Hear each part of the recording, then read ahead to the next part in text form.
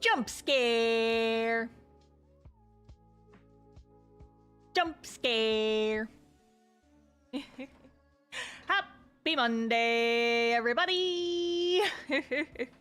Hello. Happy Monday, jump scare. How is it hanging, peeps? How are we doing this lovely Monday? Or Tuesday, if you're in one of those ahead time zones. But yes, hi everyone. Welcome to the world's most gothic, super gothic mail club art. A yippee. But yeah, so for those who are unfamiliar, hi, I have a webcomic. It is called Cast Off. Every month for my webcomic, I do a postcard and I do 2 sticker designs for the members of my Patreon mail club. Jump scare. Another dono incoming in a moment.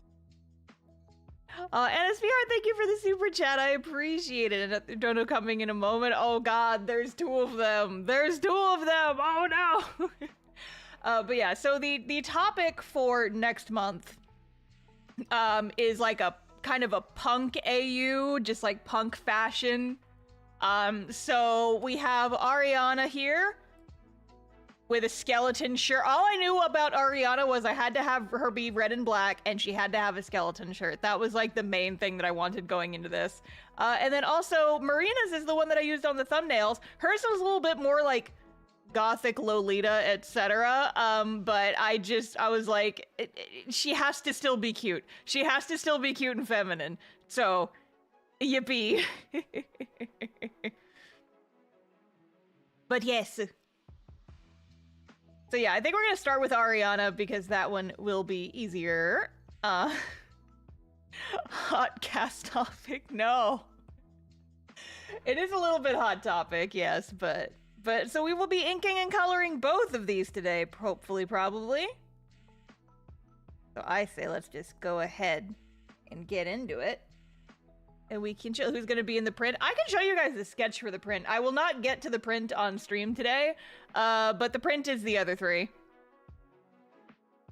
Look at them, looking like a couple of punks. I made Frankie's kind of cyberpunk because I just called it like the punk fashion AU. Also, I gave Vector a cat hoodie because I was looking for reference and I saw someone with a cat hoodie and I'm like, yup, yoink.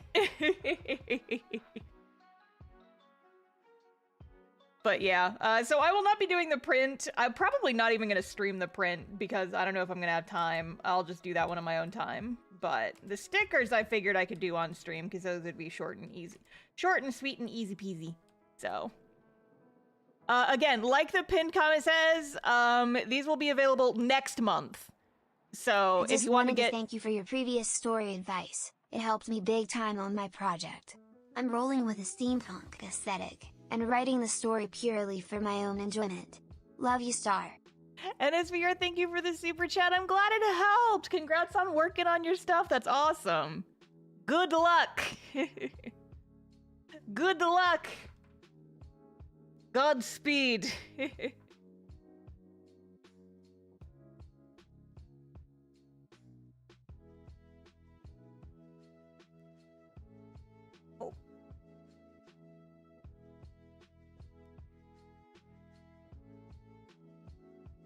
But yes, that is what we are working on today. We are doing this on this stream.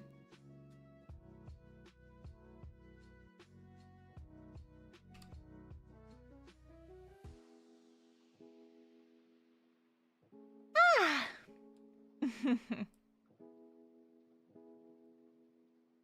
Oh, so I have a story for you guys. I have a story. So I've talked about this in like shorts, and I think I've mentioned this in my videos before, that I occasionally will get recognized at like conventions and stuff. But I think whenever I talk about it, I always say it's like, yeah, you know, it's not too strange for me to get, recognized at conventions because when you go to a con, it's full of nerds, and nerds are my target audience, and so it kind of makes sense that I would get noticed at conventions. Even though, like, I don't show my face in my videos, I still do have a tendency to get recognized, just by my voice. Apparently, I just have one of those easily recognizable voices. I suppose. But I'm not... So, like I said, I don't really show my face in my videos, so I don't tend to get recognized by my face. I get recognized by my voice. And so for a long time, that had been a convention exclusive thing that happened. I have now been recognized in public twice, and one happened, not kidding, less than an hour ago. The first time it was at an art store in my town. It was like this really little art store. And I got into a conversation with another customer, and she was like, oh, I feel like I recognize your voice, but you know, like an art store, that makes sense. This time I got recognized at the Walmart. I got recognized at the Walmart because I had like 30 minutes before my stream started, and I needed a few things, and I was like, you know what, I'll just pop over to the Walmart, and I'll just grab a few things, and then I won't like waste this half hour before my stream starts.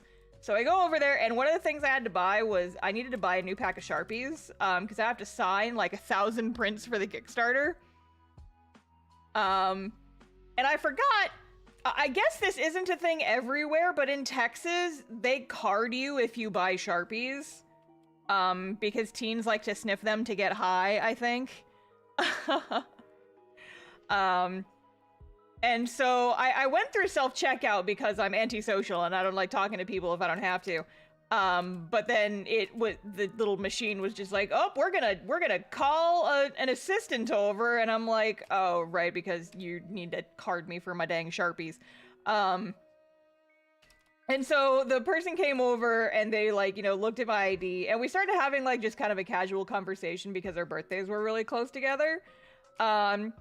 And right as I'm turning to leave, they hit me with the, your voice sounds really familiar. And I was like, oh, it's happening. It's happening again. It was very funny. It was very cute. She was nice. But yeah, it was just like, oh my gosh, I've been recognized at my Walmart. The one that's like 5 feet from my house. Yeah, Vine Boom, seriously. I didn't get their name, but like, if you're watching this, I hope you had a good shift at the Walmart.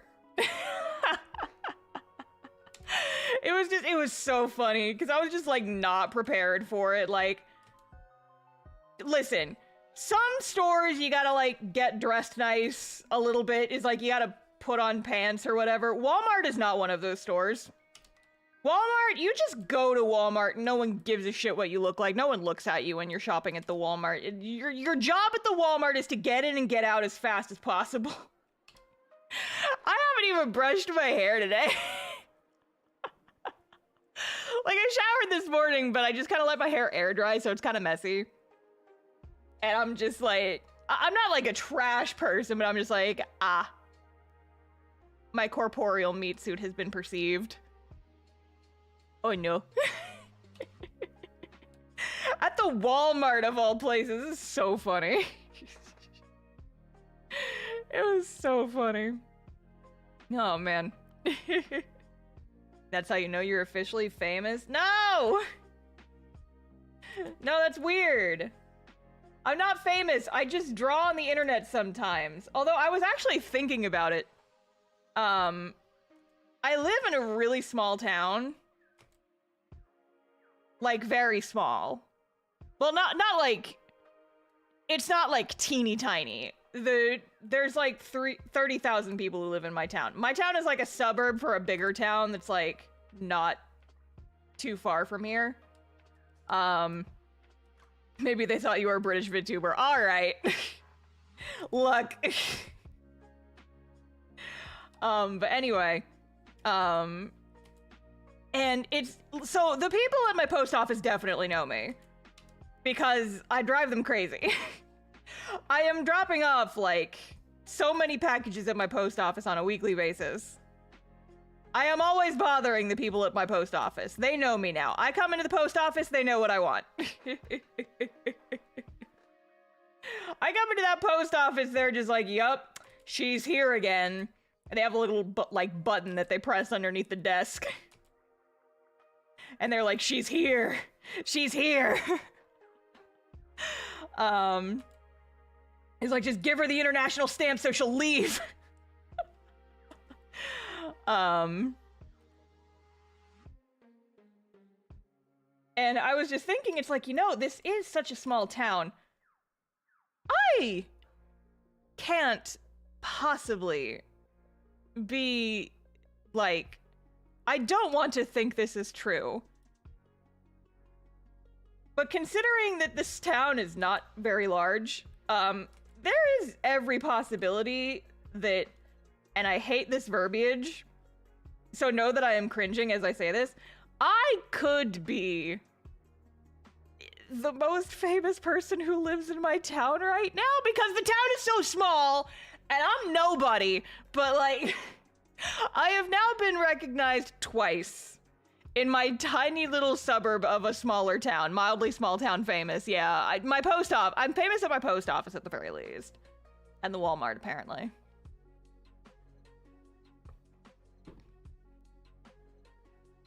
So that's a thing.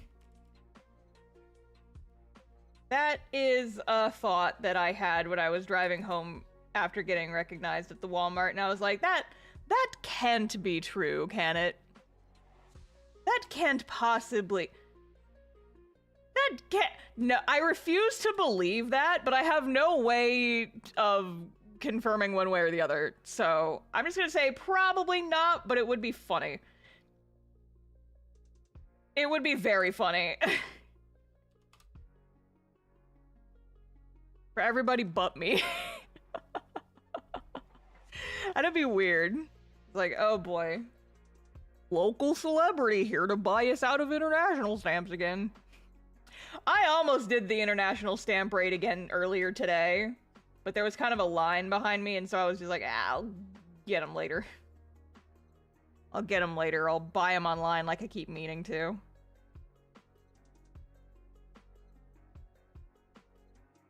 There's also a chance they knew you like a year or so ago from a different place. No, the conversation included YouTube. Cause she was like, I feel like I recognize your voice. And I was like, oh, well, you know, do you watch YouTube much? And she was like, yeah. And I was like, do you watch YouTube specifically? And she was like, yeah. And I was like, well, points to self. Yup. When I say recognized, I mean like, no, they actually legitimately knew who I was. I had to help them a little bit, but it has happened twice now.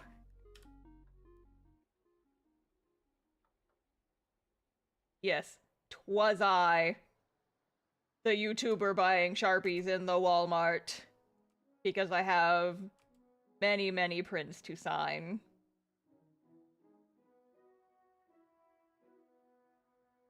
The Stampfish face? Yeah, that's me. I'm here for your focus stamps.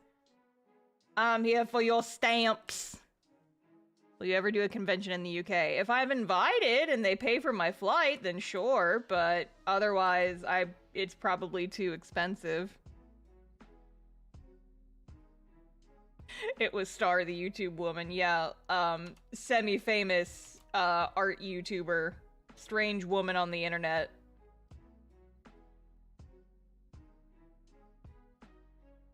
Are you going to the next MomoCon? Probably? I have not submitted my guest application for next year, but they let me in last year. So, hopefully, they will let me in again next year.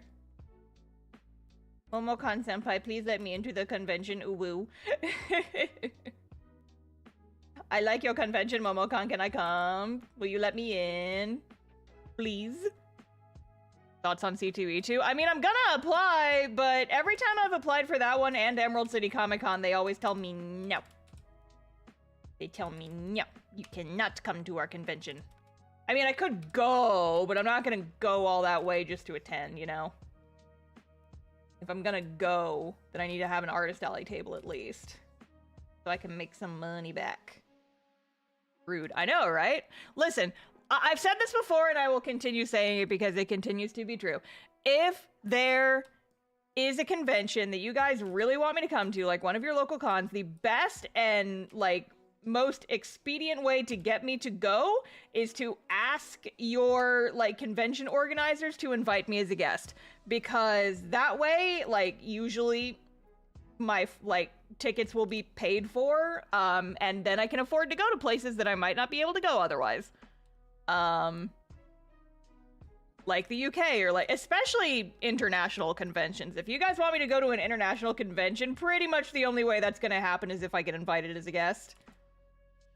And you can help that happen by requesting me as a guest via whatever your channels your, local convention has for people.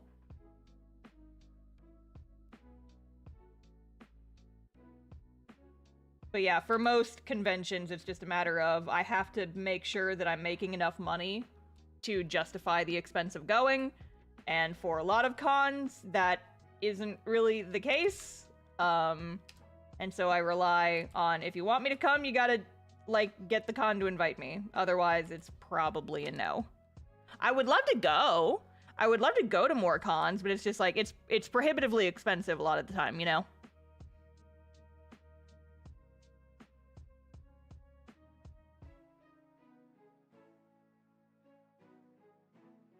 What about a Canadian con? Literally just repeat everything I just said. Literally repeat. That applies to Canada too. This applies to any country that is not the US. Basically, any con that's not in Texas and isn't, like, a really well-known con that I could reasonably apply to and make money at, taps the sign, basically. Travel is expensive. And, you know, I gotta make sure that I'm making back my investment if I travel to, a con. Shit's expensive.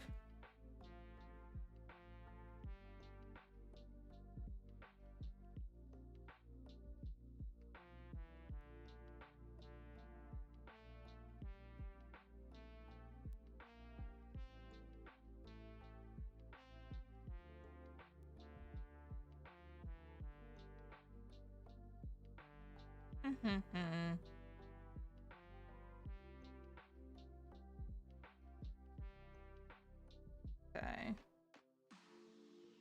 Okay. Goth Ariana has bangs in front of eyeballs. Girly Pop, how can you see? How can you see? Into my eyes, like open doors. Dun ba dun.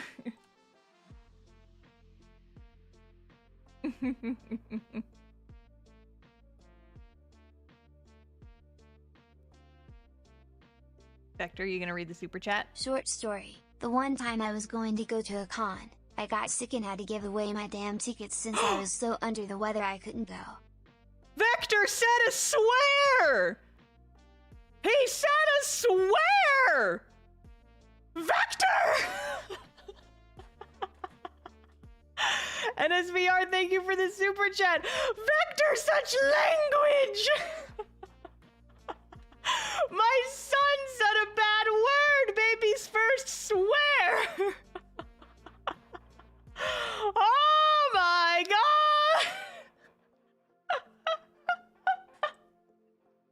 My son! What has gotten into you?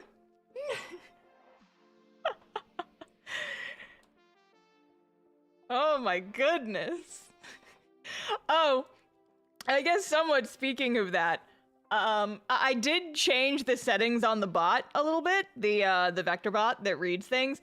So he should not react to the word assume anymore, or base, or bass or any other words with the word ass in it.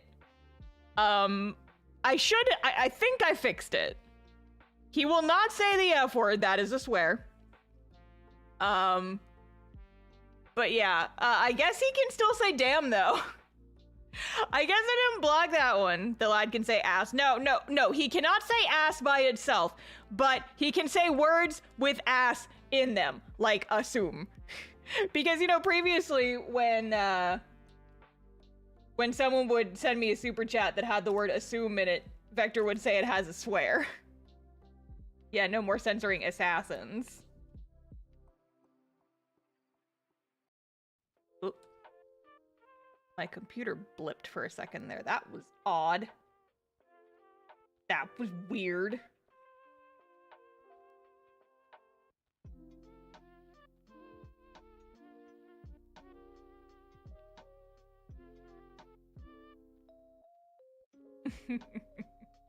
My son saying bad words on the internet.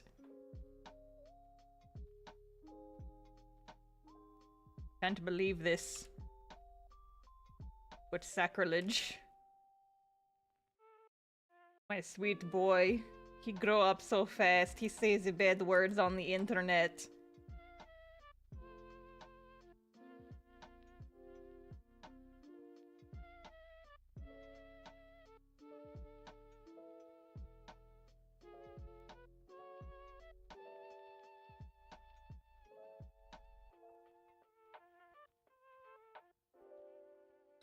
Oh, yeah, so I have a story for you guys. I didn't announce it anywhere, because it wasn't for a con or anything. But guess who spent most of her weekend in Michigan for the first time? Yippee! Vector, are you gonna read the super chat? Moment of truth. I'm legally not allowed to say swears. Ah! Sorry. Dang it.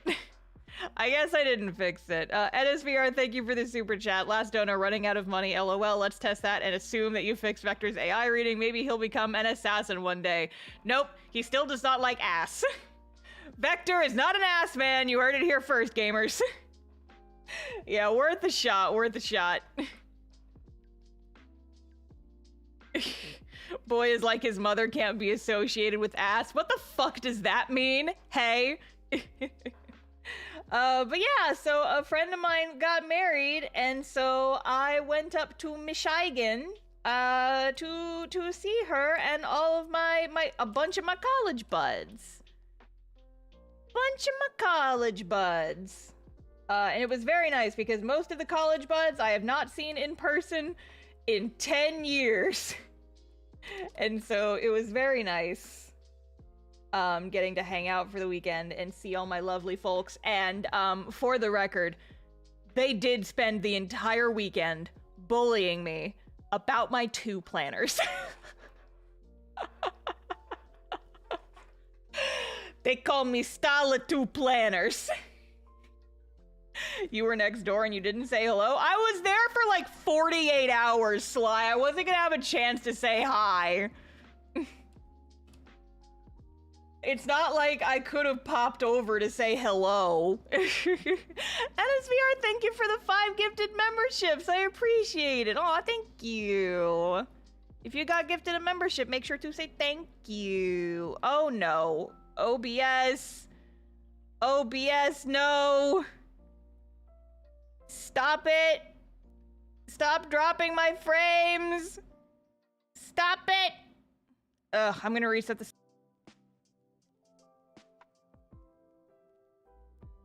OBS, be normal, I swear to God. Hello? Are we working now? Are we good? Are we Gucci? Are we Genki? Are we... Hi, Jared. Jared Said wanna thank you for the 50 gifted memberships. My goodness, he is at it again. He is at it again. If you got gifted a membership, make sure to say thank you. Thank you, Jared, for the 50 gift memberships. I appreciate it. Okay, it looks like OBS is back to normal. I updated OBS, so it is not a problem with OBS. It is a problem with my internet. I knew this. I was just kind of in denial. But, yes. I really gotta call my ISP. I gotta tell Spectrum to fuck off, but I just... I'm so busy, I don't have time. But yeah, so my friend who got married lives in Detroit. Like north of Detroit. And so we did not really go into downtown really at all. We drove past it. But for the most part, we were just hanging out in the suburbs, and it was very cute and nice. And yes, they bullied me about my planners.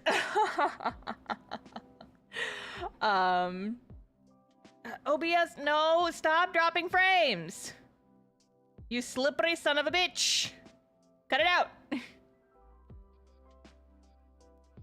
One of these days, my ISP will learn how to behave.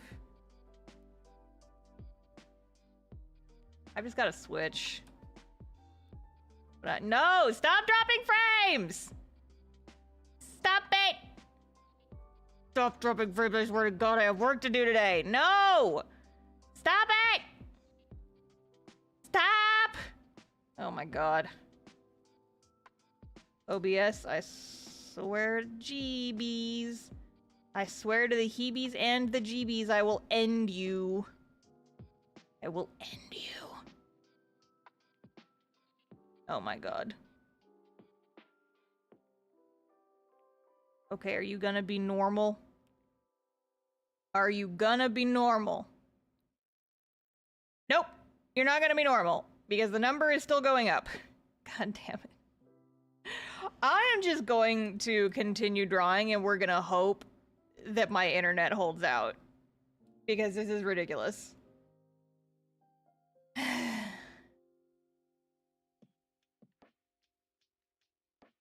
I pay for awesome internet. This is bullshit.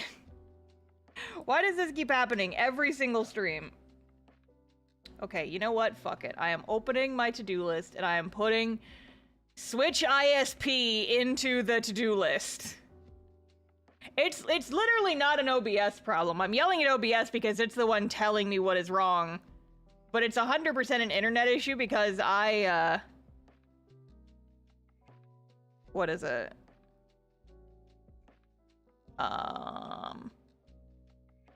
My train of thought just completely derailed. Oh, I updated OBS, so it should be working. Earlier today. So it's literally just my ISP being stupid. I hate this for me, honestly. Bowl of noodle soup, thank you for the super chat. Nice meeting you earlier today. You're cool. Hello.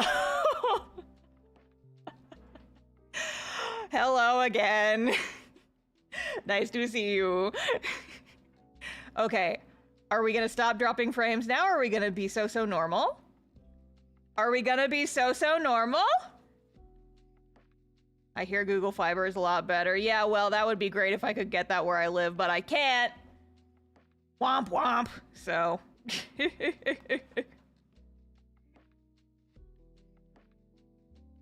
Yeah, I just gotta go and get freaking fiber, but it's like I have to call people on the phone and I don't wanna.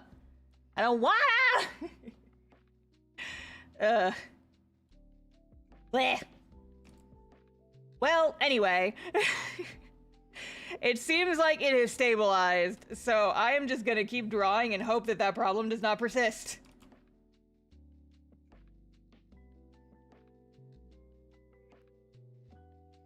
This is why you need a secretary. I really do, honestly. I need to teach my cat how to make phone calls for me. I don't want to call people on the phone, streamer. Hey, listen, no, those are two completely different things. Those are two completely different things. Calling people on the phone and talking to 200 strangers on the internet, two completely different things.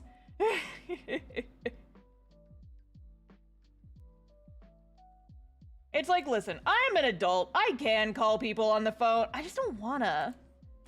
I just don't want to if I don't have to. You know? And the cats are committing parkour. The cats are doing parkour. But yes, Michigan was nice. It was very strange being in a place that is not like 100 degrees outside all the time. I actually had to wear a jacket. Wow. Wow.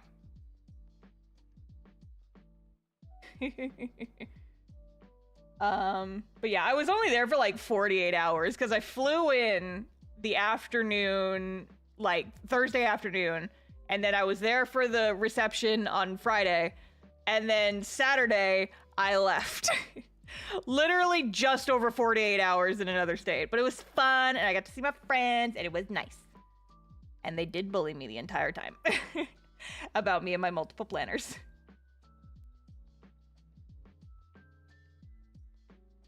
Still warm in the Midwest. I'm in shorts. Listen, I am a wuss when it comes to cold weather, and you would be too if you grew up in Texas. We don't get cold weather.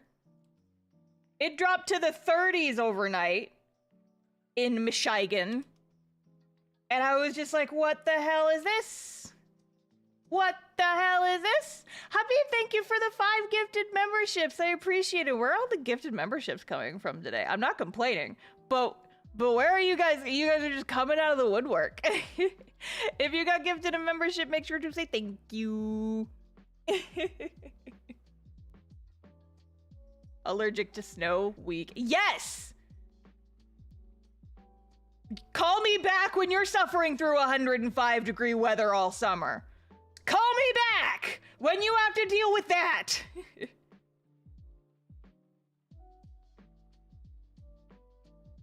I'm not used to the cold because it doesn't get cold here. All right. Leave me alone. I'm baby. Don't bully me. I hope you enjoy the fall foliage as well. Yes, that was like my first time actually seeing fall in person. It was beautiful. I saw a tree that was yellow and I cried. Because Texas doesn't have like a pretty fall. We don't have pretty fall colors here. Fall in Texas is just, it's green and then it's brown for like 2 weeks and then everything's dead. We don't get pretty fall foliage. Star did have a problem with the tiny bits of snow up here when she arrived. Yeah, when I went to Canada back in March, I brought the warm weather with me. I went and I like bought new clothes and I bought some sweaters anticipating the colder weather, and then it was like 80 degrees the entire time I was up there. I brought the warm with me and it melted all the snow. I wanted to see the snow, and then Canada was like, no. It was very rude, quite frankly. Quite frankly, very rude.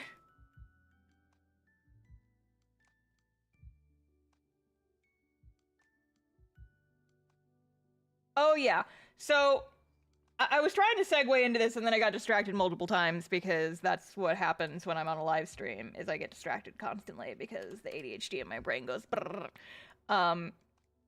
So I don't know how much people look at the descriptions of these streams, and I don't blame you. It's fine. They're basically the same every time.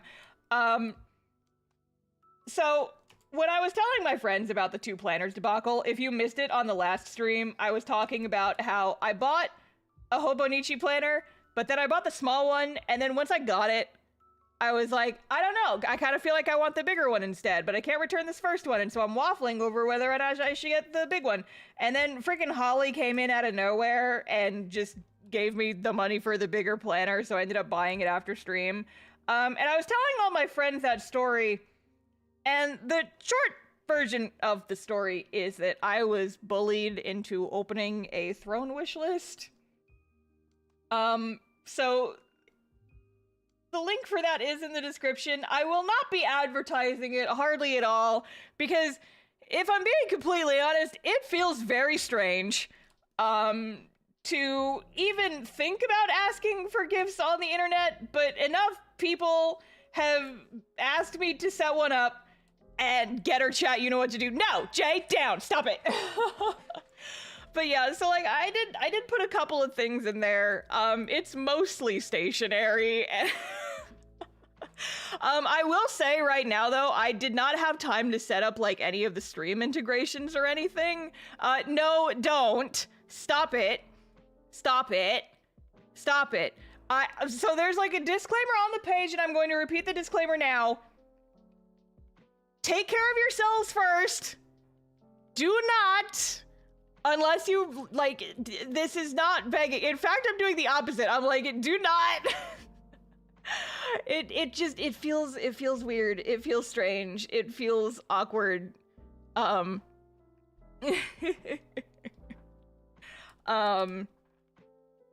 I was just like, oh, well, we'll see what happens, I guess. So most of it's like stationery that I had my eyes on jet pens.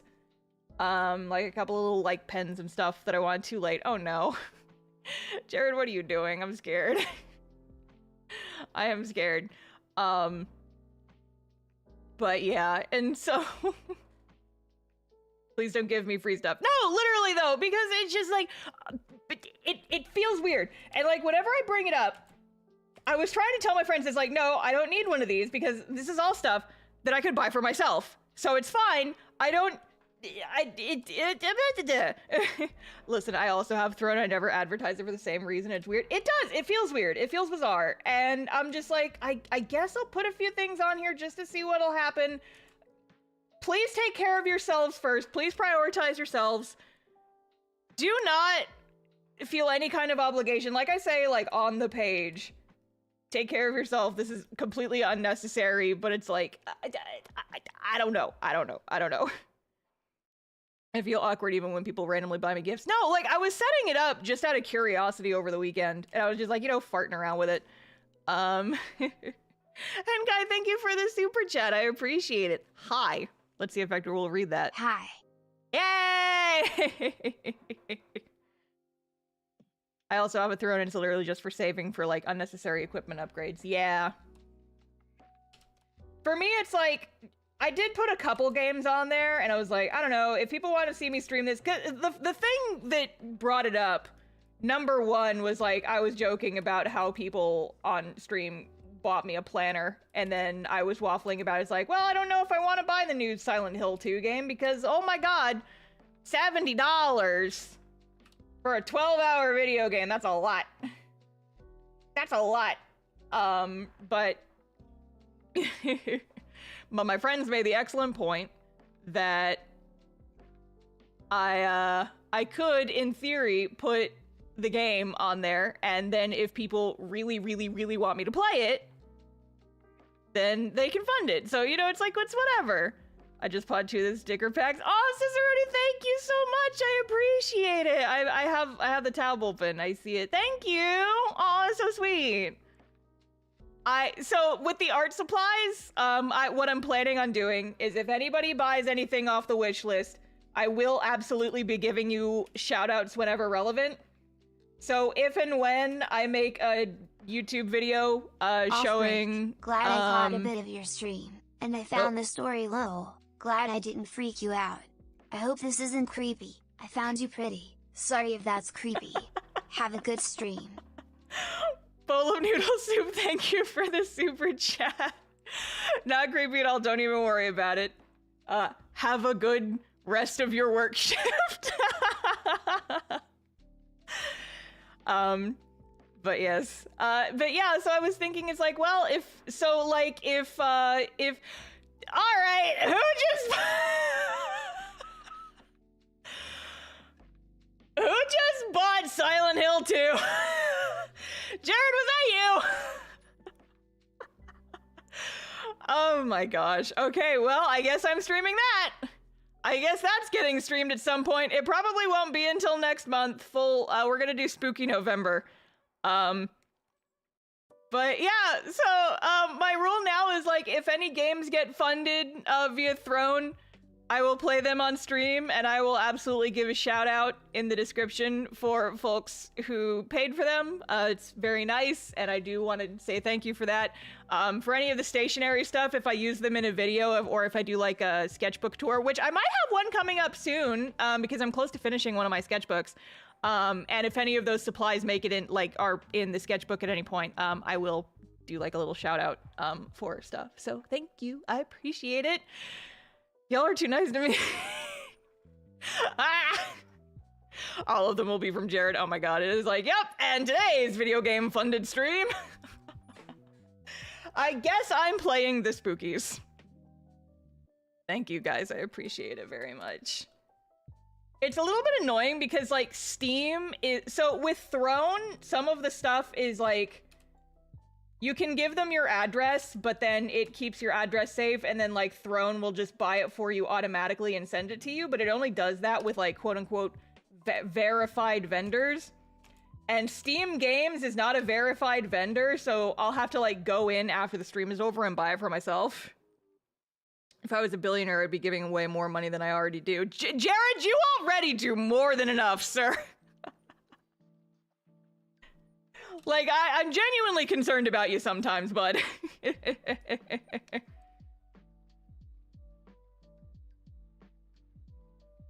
But yeah, so, I don't know. People are nice to me, and I want to give something back, and it just... stickers.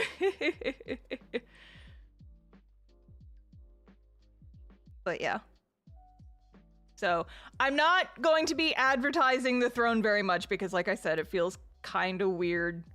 It feels a little too close to e-begging for comfort for me. I feel like doing the shoutouts and the like, hey, like, people were nice enough to buy me this, so shout out to them like in videos or whatever, is like the way I'm gonna pay that back. Similar to super chats, I suppose. Oh, hello, Molly. But yeah, I think I'm just gonna like leave it in the description of my streams, and this will probably be one of the very few times I talk about it. When I was setting it up, it was so weird, because they were like they were so encouraging. They were like, yeah, set up chatbots to remind people to check out your wish list. It's like you can set up stream elements to automatically go off every 15 minutes and remind people about your wish list. And I was like, no, I don't want that. No, I don't want that. That's weird. Oh my god. Who just, oh my god. I don't have alerts set up, but to Craig, who just bought the Rune Factory Guardians of Ozma Special Edition off the wish list, thank you. Thank you. That's a pre-order. Oh my god. That is extremely sweet, thank you. Oh, I put the special edition on there because I wanted the bonus stuff. And I didn't think anyone would actually do it. I set it to, like, group funding so that one person would buy. Thank you! Oh my god, out there emptying your wish list for real. Like I said, I just brought it up because I just set it up and it's a new thing. I came for Rune Factory content. I can't pass up an offer like that. Well, I guess we're also streaming Rune Factory Guardians of Ozma when it comes out. Thank you guys so much. This is very nice. And I do appreciate it. It's what happened when I first set mine up. Yeah, I guess people are having fun, but like genuinely, thank you guys. It's really sweet. Oh gosh. Ugh. Are we almost finished with chapter 12? Yes! Well, okay. Chapter 12 will be entirely posted on the website before the end of the year. Chapter 12 is 71 pages. So you can use that for your countdown. Get loved, nerds. This is what you get for supporting your friends. Ah! But yeah. So... Oh. Guess whose planner just got delivered? Hang on. I have to go get the door for the post person. Whee!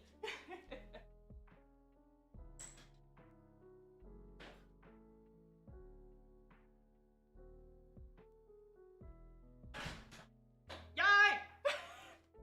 Alright, I have new shit to play with after the stream. Let's go! My mail usually comes earlier in the day, so I was sitting there waiting on it. But yes. Yeah, so just a casual reminder that if folks want to see comic pages early, I do have Le Patreon. You can read up to 8 pages ahead. And the Patreon just got a real big lore drop. Because, spoiler alert, the tail end of chapter 12 is just like, what if all the lore? What if so much lore? And so the Patreon has been feasting. The website will get those pages next month, so about a month from now. But, you know, if you've got $5 and you want to see it right now, also, if you can't afford that, you can actually read them semi for free. If you get the... So I'm also on the Tapas Early Access program.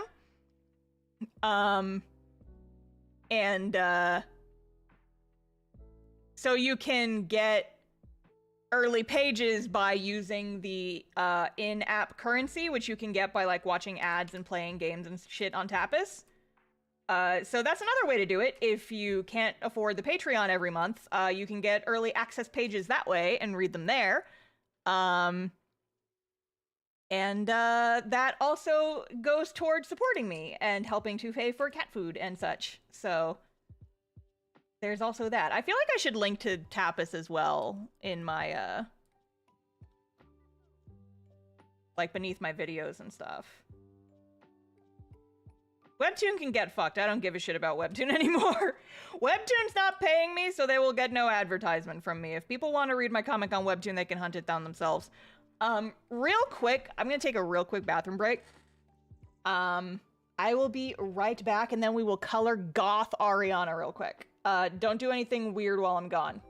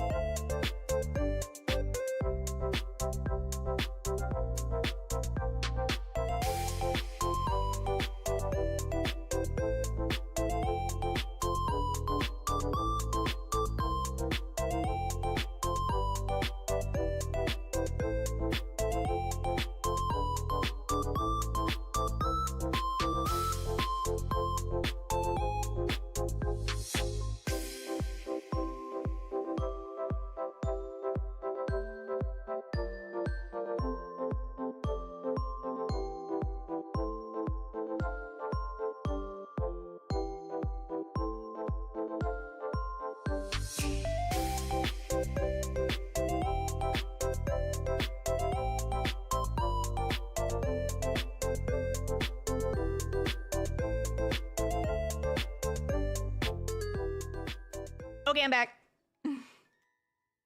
Okay, I'm back. What did I say about saying weird things in my chat while I was gone?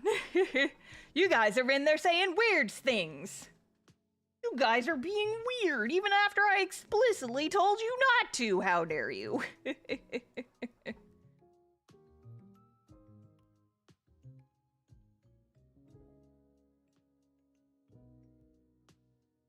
Yes, it is now coloring hours. Welcome to Coloring Hours, where we color.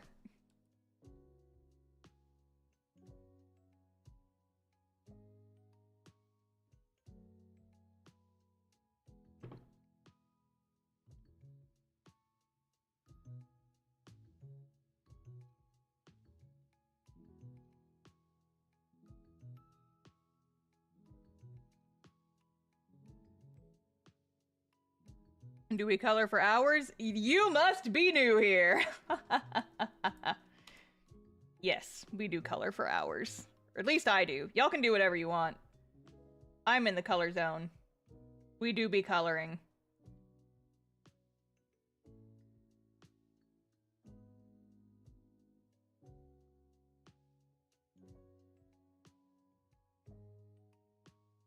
Oh, so here's a random topic that I'm just thinking about now. So one of the ways I'm using you guys for crowdsourcing a little bit. So one of the ways I get ideas for new mail clubs, like future mail club ideas and AUs and things of that nature, is a lot of times I will just say in the comments of the polls that I run, like, hey, if you guys have any ideas for future mail club topics, let me know and I will add them to my mighty master list. I've got a big old list of potential ideas for future mail clubs. AUs, outfits, that kind of things. So if you guys ever have any ideas for things you would like to see me draw for a mail club theme, you are more than welcome to. I would say you can post them in chat, but they might get lost. A better place for it would be Discord. But if you guys have any ideas for cute ways you would like me to draw the cast in the future, you can very much suggest that, and I will add it for future consideration. One I just added to my future list of ideas was a cottagecore AU. Because someone said the word cottagecore in a video I was watching the other night, and I was like, yep, that's going on the list. Esport/streamer AU? Okay, that one seems pretty fun. Pirates. I actually did Pirates many years ago. I've kind of been thinking about revisiting it. But yes. Stick figure Star Trek/Space AU. I wouldn't do Star Trek because I generally try to avoid copyright stuff. Avatar: The Last Airbender AU could be fun, but again, I try to avoid copyright stuff. Arcade games, that could be fun. But yeah, so I'll like go back and look through the VOD of this after the stream is over. And I'll pick my favorite ideas. Play around with them a little bit.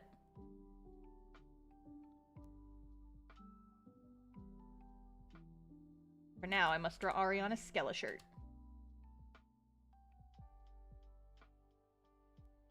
I feel like I want this to be more of like a worn fabric texture.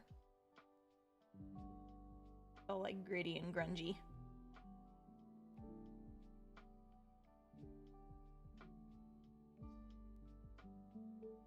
I actually do have a shirt kind of like this. I love my Skella shirt. I actually bought it for a Loop Adventure Zone cosplay. I wear the skeleton shirt with my little red robe, and it's cute. I like it. Very casual, very easy outfit to cosplay.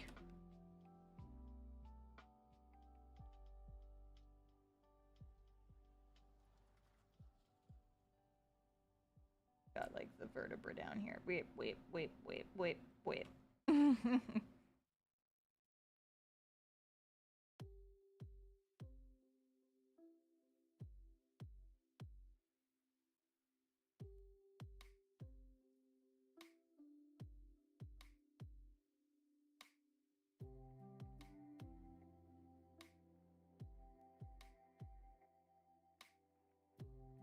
Skella shirt! Skella shirt! Look at my grumpy daughter. I love her! Zombie Apocalypse AU. Has been done before a couple years ago. Chinese Zodiac AU. That could be cool. I could do that for like Lunar New Year at some point. That's in February, right? That could be fun. Or just like a regular Zodiac AU too, because I have actually in the last couple of months, I've gone back and given the cast all official birthdays. I need to put them on the website still. Here, let me put that on my to-do list. Put cast birthdays on website. Because yes, I'm one of those people who celebrates fictional character birthdays. So sue me. Vector seems like a May 8th to me. Vector's birthday is April 17th because that is the anniversary of the webcomic. It makes sense, you see. That is also Frankie's birthday, for unrelated reasons. In this season.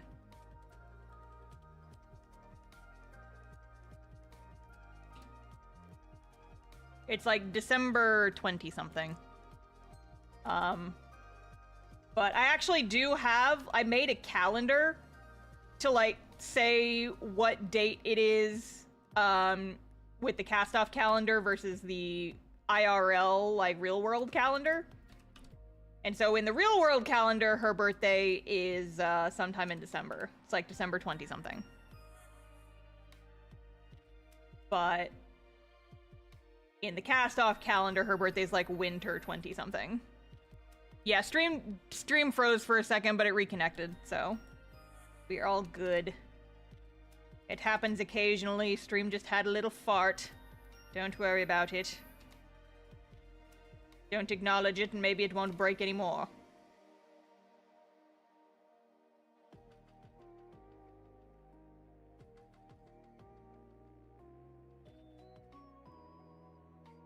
When's Rory's birthday? Rory's birthday is in June, I believe. Here, if this is gonna be a topic, let me go open up my spreadsheet. Because I did make a spreadsheet for this. Because I am one of those spreadsheet-loving nerds. Cast-off calendar, here it is. Okay, because I gave all these punks birthdays on the side here. Yeah, okay. So, Vector and Frankie's birthday is April 17th. I'm just going in order of, like, when in the year they are. And then Sonia's is May 6th. Rory's is June 10th. Liam's is September 28th. Marina's October 24th. Oh, that's in, like, a couple days. Marina's birthday's on, what day is that? Friday? Thursday. And then Sage is November 11th because I thought him having a birthday on Pocky Day would be funny. Ariana is December 21st, Zara's January 13th, and Taryn is February 8th. Birthdays. Are any of the birthdays symbolic of anything? Taryn's in the cast-off calendar translates to winter 68th because I thought him being born, just narrowly avoiding being born on day 69 of a year would be very funny. And Sage's, I just thought him being born on Pocky Day would be very funny. It's like 1111 in our calendar.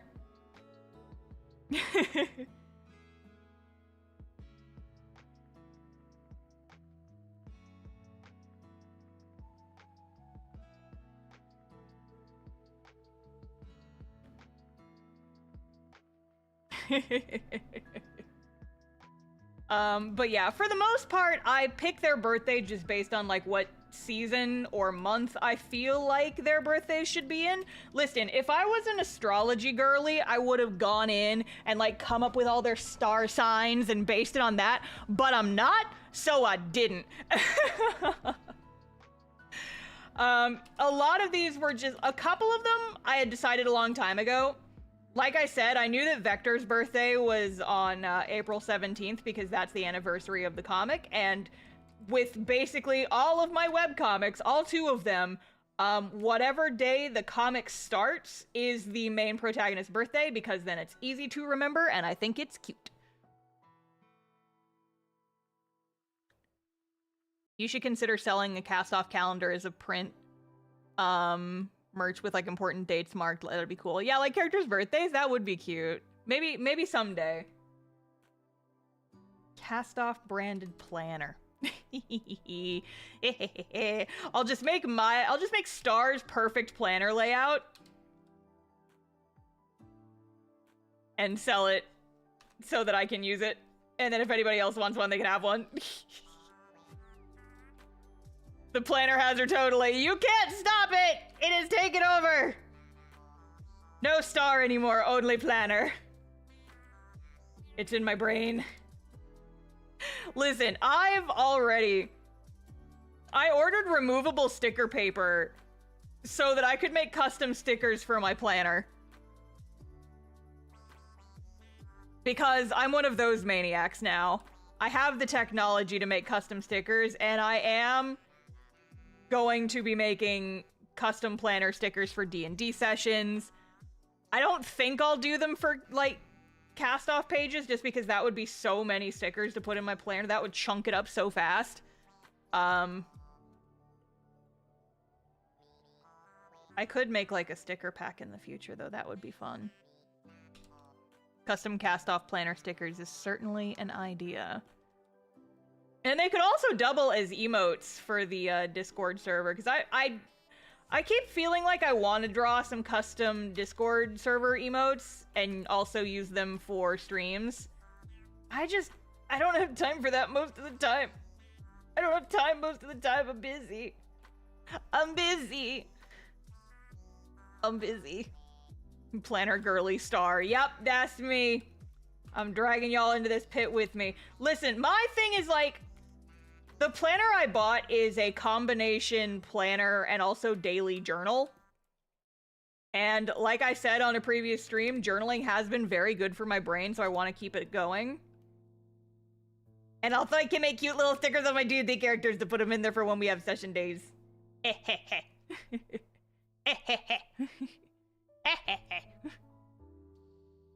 I blew in planner hell. Yep, you and me, Sly. You and me and the several people I have dragged down with me. Haha. Hee hee, haha, etc. The planner iceberg is deep but very organized. True!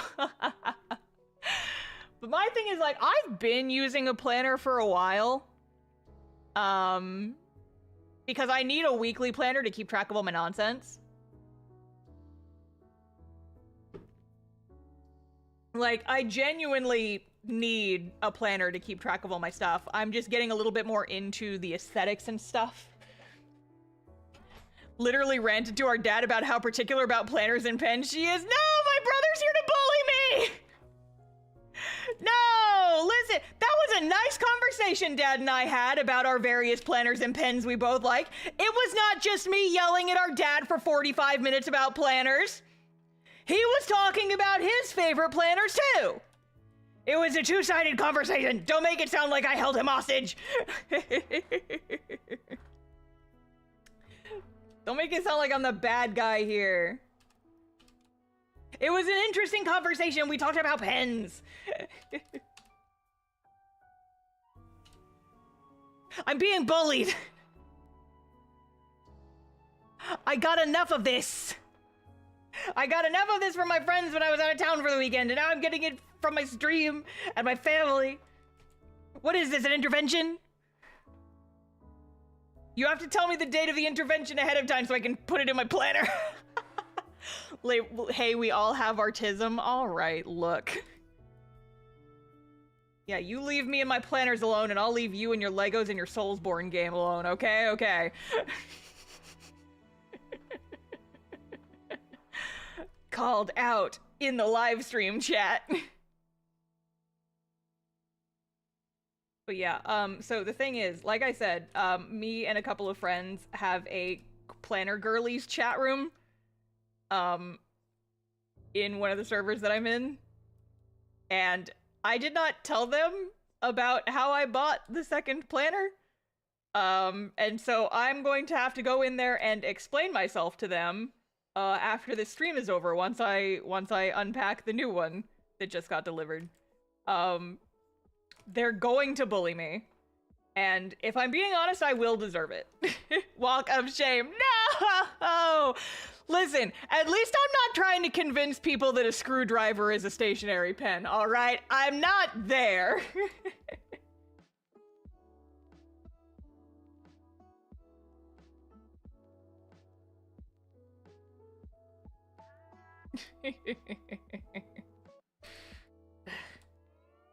Can't believe I'm being so bullied like this.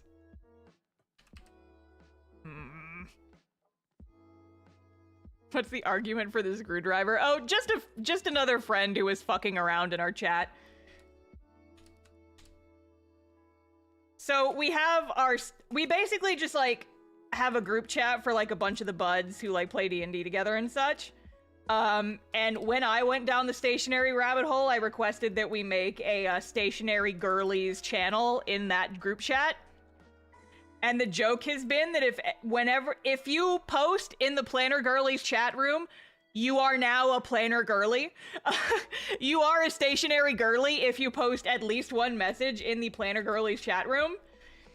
And so whenever someone posts in there, we're just like, oh yeah, and by the way, congratulations on being a Planner Girly. Yeah, Jay's posted in there, so he is now a Planner Girly. It is worth mentioning that the term stationary girly is gender neutral and all-inclusive.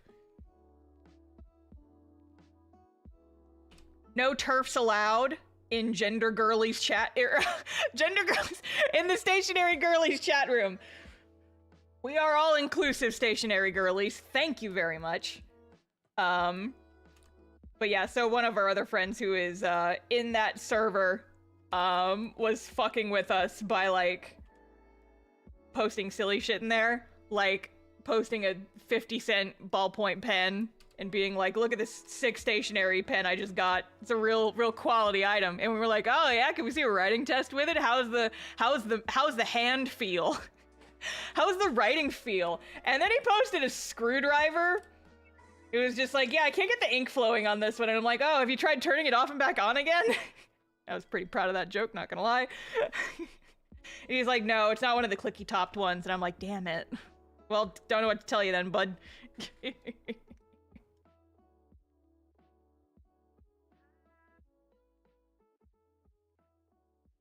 But yeah, we fuck around in the stationary girlies chat. And I am going to have to go and walk of shame in there later tonight.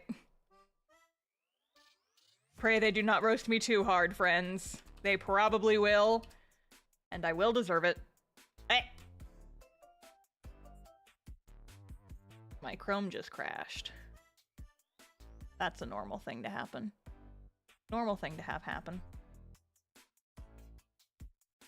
I'll prepare them. No!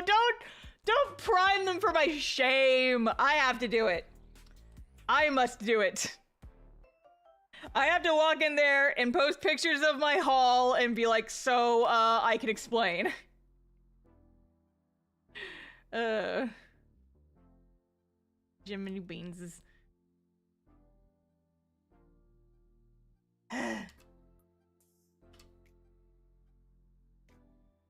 And yet here you are completely conveniently tied up. All right.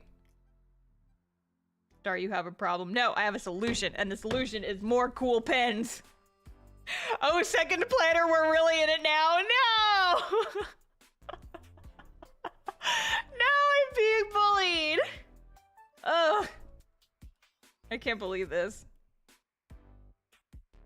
I can't believe I am being owned so ferociously. Every single one of my streams cannot devolve into just bullying me. Just cannot stand. Let's get our third. Okay, so here's the thing. Here's the thing. I know I've been joking about having two planners, but here's the thing, and hear me out. So I do technically have three, but one of them I'm planning on not using because I bought, okay, so, so here's what happened, okay? Because I wanted a new planner, so I went to Hobby Lobby, and I was like, I need a new weekly planner. And so this was several weeks ago. Okay? And so I was like, okay, here's a nice, I was going in for like a weekly planner that I could just leave on my desk all the time. You have 3 star, please get help. No, it's fine. This one was really cheap. It was like $10. That's why I was comfortable replacing them.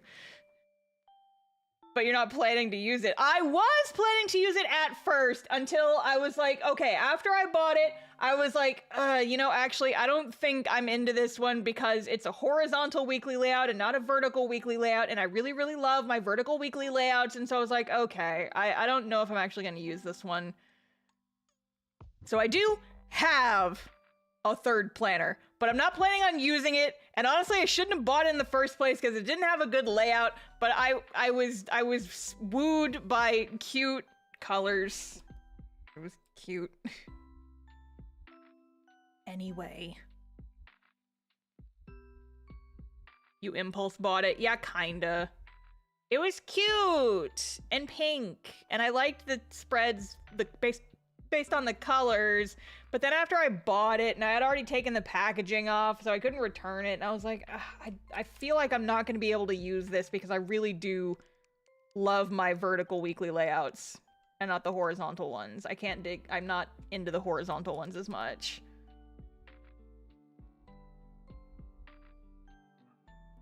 So, technically, I do own 3 planners for next year, but I'm only planning on using 1, maybe 2 of them. I think what I'm probably gonna do is whichever planner I decide that I like less, because I have the A6 Hobonichi, which is the little one, and I have the A5 Hobonichi, which is the larger one.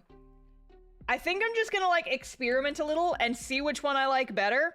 And then whichever one does not survive the culling, I'll probably just turn into like a regular notebook. And I might use it. I'm thinking whichever one does not survive the culling, I will probably use as a like a world building notebook for this project I'm working on. So.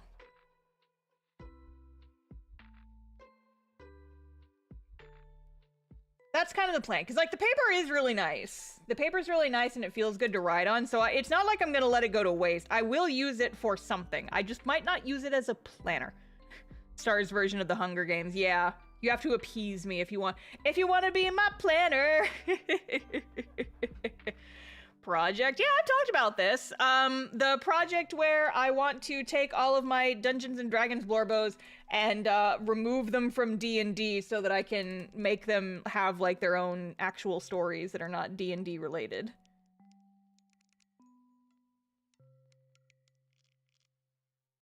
I've talked about this on streams before. I do have a name for it now at this point. I'm not sure if I said that. The working title for said project right now is Shattered Chord. I am not sure if that name will stick. I also don't know what form this quote-unquote project will take. At this point, it's most likely gonna be, like, written novellas. I could also do a visual novel, but that seems like a lot of work. It's probably not going to be a comic, or at the very least, I will probably make comics related to it, but it will not be a comic like Cast Off. It's not going to be like a consistent comic. It's going to be like, I will occasionally do comics related to it, but it will not exist solely as comics, because I don't have time for that. It's too much work.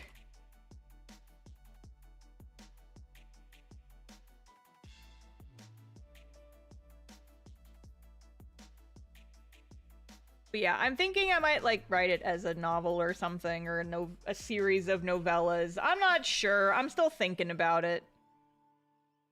Right now, I'm just working on the world building and trying to come up with ideas and such. Not doing anything too intense. But I have been wanting to get back into, like, prose. I keep saying back into. I was never that into prose in the first place. It's just... prose seems so much easier than making a comic. And I crave that. And also, it's like, I can write dialogue, I can draw a scene, but I would love to get better at actually, like, weaving words together. And I think it would also be nice to just, like, you know, write a story. And then just have it exist. I want to make, like, light novels. So that I can still have some illustrations in there. But for the most part, it'll be a lot it'll come together a lot faster, I think. If I do, a written thing instead. So that's the plan. Again, the plan may change. I'm still very much in the early, barely even worth talking about it phase. But, you know, it might be something someday. I'm just having fun at this point. At this point, we are simply having fun.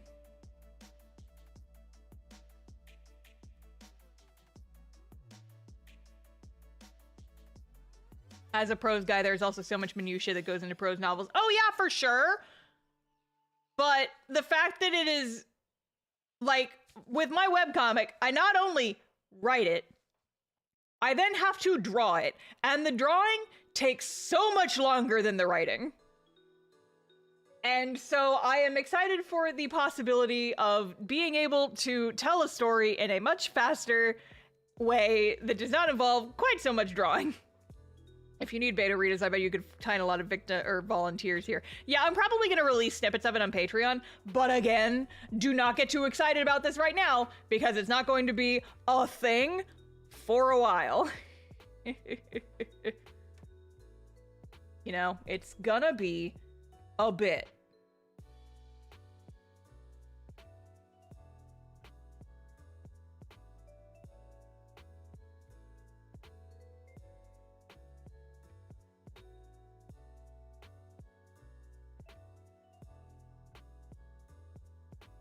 Tweak some of my colors here.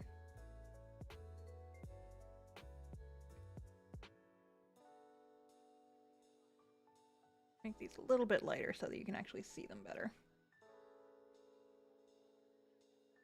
Because, yeah, I know at the very least, I want to do something with Verity. Because I love her so fucking much.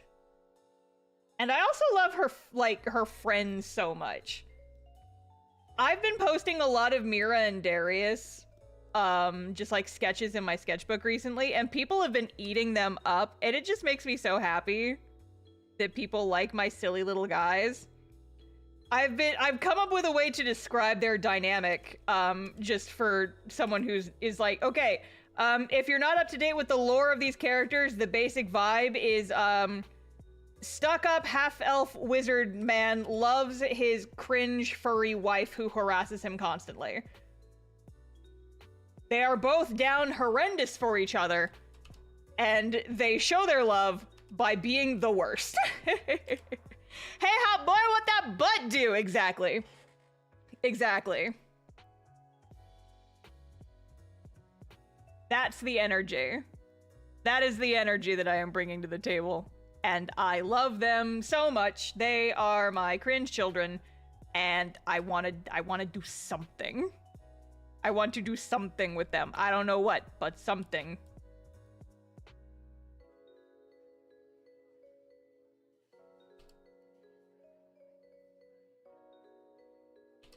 Okay, now the question here is, do I give Punk Ariana actual, like, is she wearing red contacts? I think is the big question here. Start writing romance? What is this? Guys, just because I'm ace does not mean I can't write romance. I do enjoy a romance. It just has to be really well written and compelling and interesting. There's gonna be romance in Cast Off, guys. It's just not the main focus. I enjoy silly little guys smooching each other. Just because it's not the main focus of my story does not mean it will not exist. I've toned it down pretty majorly since early drafts of the story.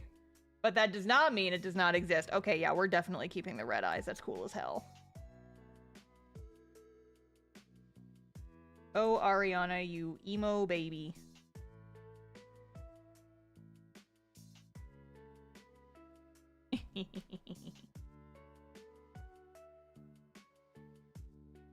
Yeah, there's another artist I follow who draws a lot of romance, but is ace herself, or themselves, I'm not sure. And I really enjoy their comic. It's like a little sexy at times, and that doesn't really do anything for me personally. But they are having fun with it, and I am happy for them, but they get pestered with questions all the time. It's like, if you're ace, how come you write romance? Just because we don't want it to happen to ourselves does not mean we cannot enjoy reading it. Like, those two things do not have anything to do with each other. Like, I used to work in a bakery, and one of my co-workers at the bakery hated chocolate.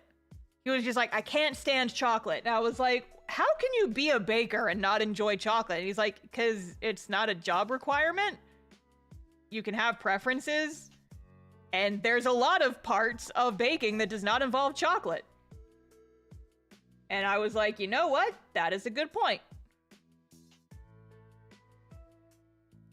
That is a good point. So.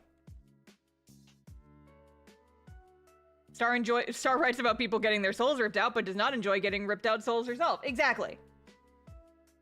It's like, listen. Let me play in the space. I can enjoy shipping my Blorbos.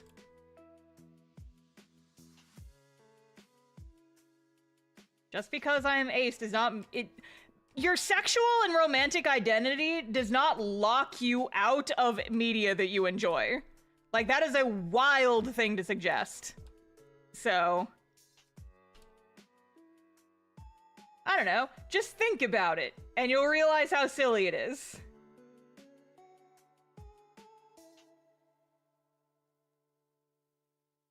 Oh, wait, not multiply. Not multiply. Overlay. There we go. There we go.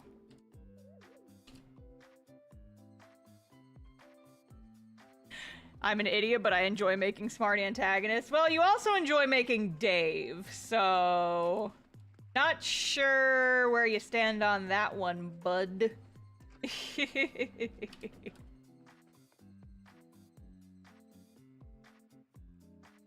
Dave, there it is! Thinking? On the internet? Have you met the internet? I haven't, thankfully. I've been told he's a bit of a douchebag.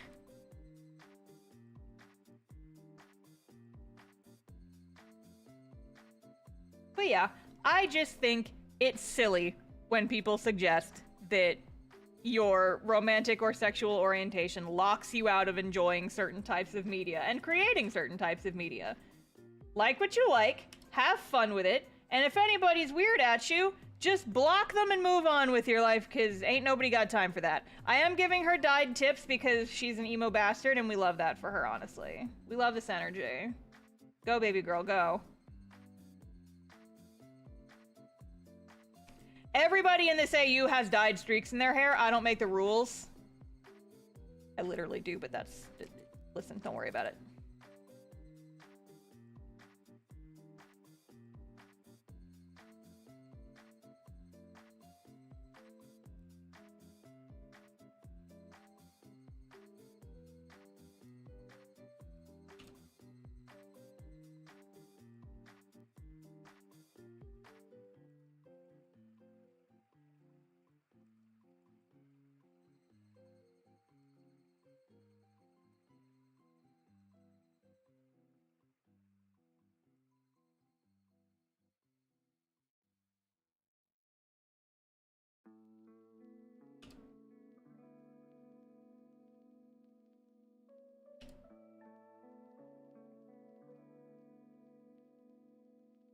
Apparently, like, some people have gotten confused and thought that Ariana had, like, black highlights because of the way I draw the, like, undershading in their hair with the spot blacks. And so this is just making that real. Got here partway through the conversation, but yeah, I got 2 years into making a romance comic and then figured out I was aro ace and then kept it going because it's fun for me. Yeah! Listen, you can enjoy romance even if you, like, you can enjoy romance as a media, even if you don't necessarily want it for yourself. Like, it's fine. We have fun here.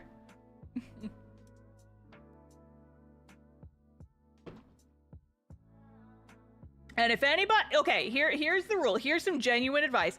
If anyone ever tells you that you cannot enjoy writing a certain way or drawing a certain thing or enjoying a piece of media because of your romantic or sexual orientation, you look that person square in the eyes, you stand right up in front of them, and then you bite them. You bite them. You just fucking bite them, and then they will never fuck with you again. And then you just go on with your life, all right? You just fucking bite them, and then you go on your merry way. Never give up on your dreams. Exactly.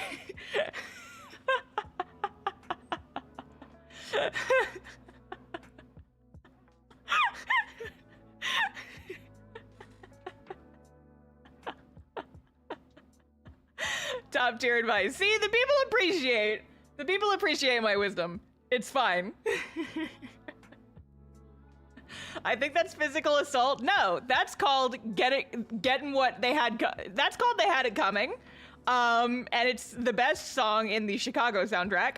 And it's also punishment for your actions.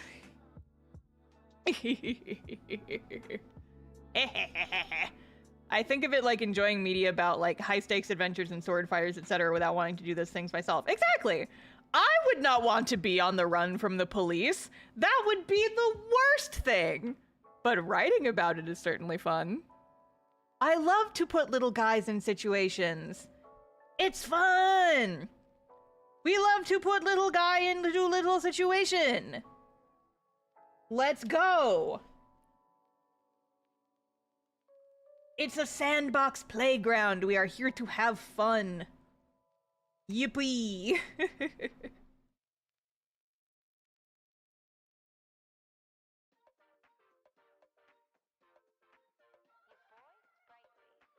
As a possible lawyer, I would not recommend this action. Yeah, well, I've played Phoenix Wright Ace Attorney.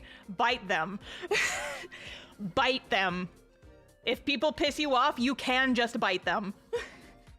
Nothing bad will happen if you bite people. This is legal advice. It's not. That's a joke. Legally, this is a joke.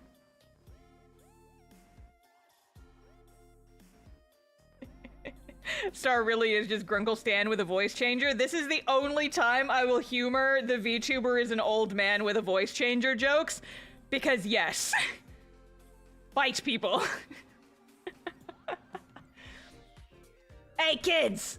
How do you do a Grunkle Stan voice? It's like, hey kids, those neighbor kids pissing you off? I'll tell you what you do. You just bite them. And then they won't screw with you anymore. By that logic, you can also whip people. Yeah, whip it good. Da-da-da-da-da.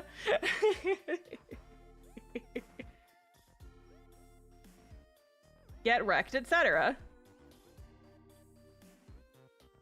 Anyway, here's Ariana. Now it's Marina hours. Stoppolita princess, let's go. I just wanted to draw Marina in the frillies, and none of you have the power to stop me. Do we understand each other? Anyway, here's Wonderwall. Yes, exactly. Thank you, brother. Her eyes look a little weird in the sketch, so I am going to try and fix it as I continue onward. Can I bite you now? You can certainly try, but you are very far away from me.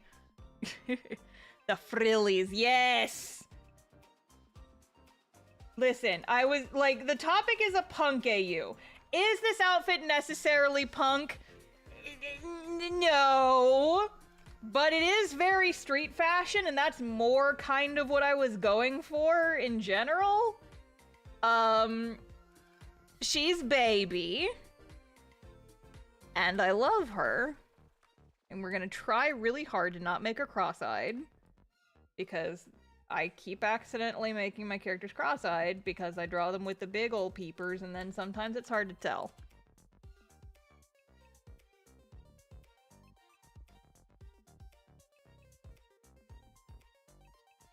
Punk is what you feel in your heart. Exactly.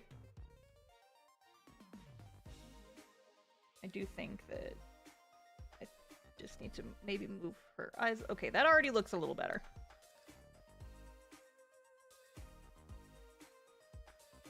Wee.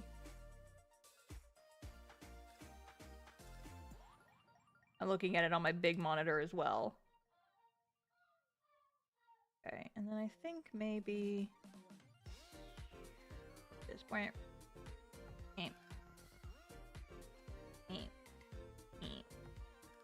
Like teeny tiny little pixel adjustments here, but we're making it work. Alrighty.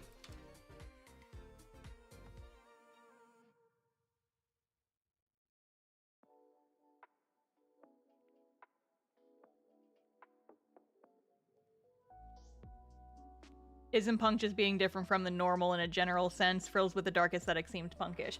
Yeah, I was more going for like kind of the specific, you know, like ripped up clothes, like the specific fashion genre of punk is more what I was kind of going for originally.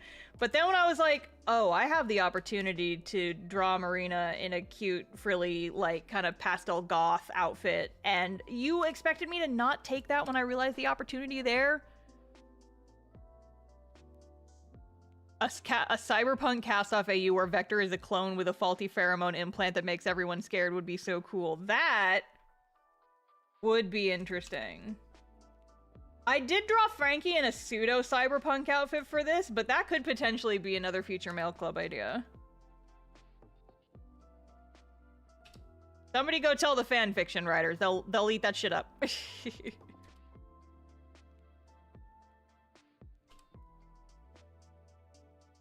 It also just kind of, on that topic, baffles and bewilders me that people are actually writing cast-off fanfiction. Like, that's so cool. I don't read any of them, because, like, I've said this before, there's, like...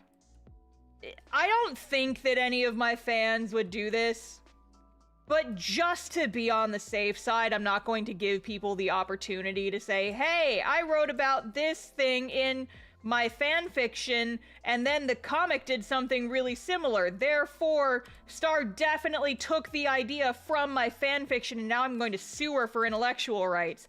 I don't think I am big enough for that, and I don't think that the people who read my work are that kind of person.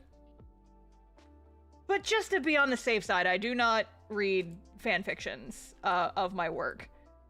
However, I did discover recently reading comments on the fan fiction is not the same as reading the fan fiction. And then I can get like I can get some little treats. I can get a little bit of an idea of what's in there and what people liked about it, and I can eat them.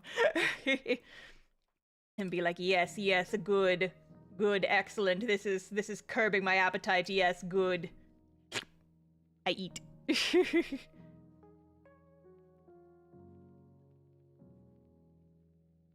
Like, it's not the same, but there will be no legal repercussions of this. Yum, yum, yum, yum, yum, yum. What about fanfic of Carmine? You mean my VTuber? I mean, I haven't seen any. She doesn't really have lore aside from is kind of sort of my self-insert. I have had people ask if they can write fanfiction about the characters I come up with in my videos. And I feel like I need to make a tag for that, but I think the tag would just be, like, my username? Like, TheStarfishface verse or something? I don't know. Is putting verse in it too pretentious? Would those legal repercussions stop once you end cast-off? Yes, once cast-off is finished, I will be allowed to go back and read all the fanfics, because at that point it will be finished, so no one can accuse me of idea theft. Into the Starfish verse. Yeah, it sounds a little corny, but it could work because, you know, like, I don't know, that's like a catch-all kind of, I think.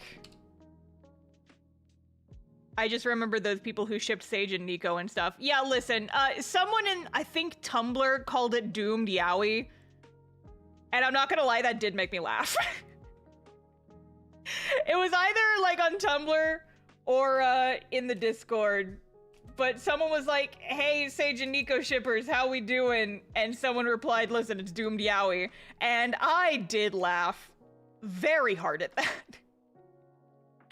I did laugh very hard at that.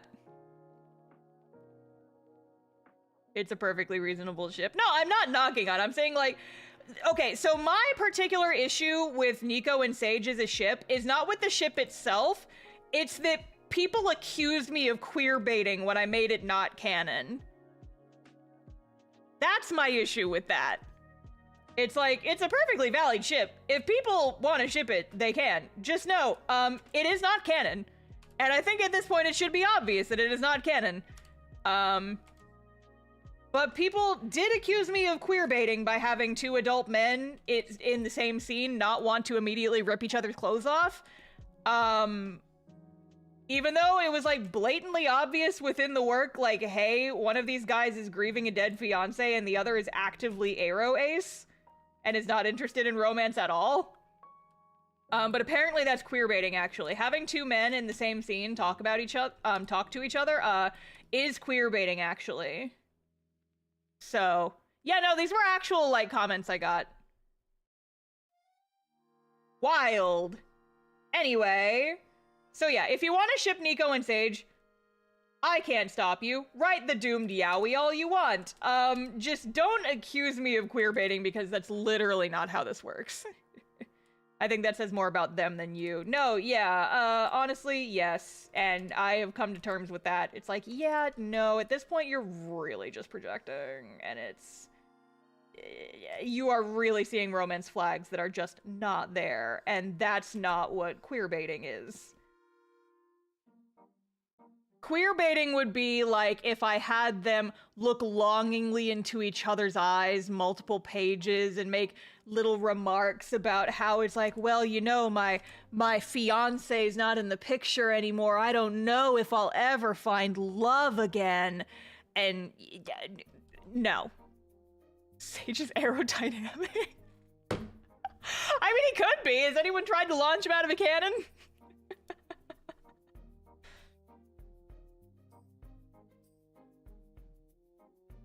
So yes, you all have my permission to ship the doomed yaoi. Just don't at me with wild takes about queerbaiting, because they are not canon. And I never made any insinuations that they were going to be.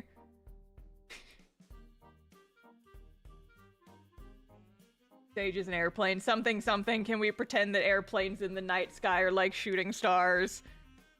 Is that a fucking twink going by at like a badillion miles an hour? Shoo! There he goes. People consistently calling Sage a twink also makes me laugh very hard, for the record. That scrawny little bitch deserves it.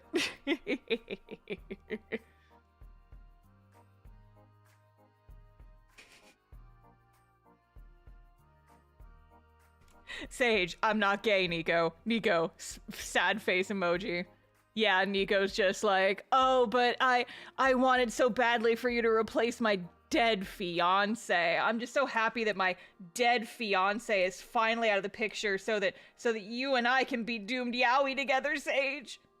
And Sage is just like, bro, I have to go commit war crimes now. I have to go commit spells. And Nico's just like, I thought what we had was special.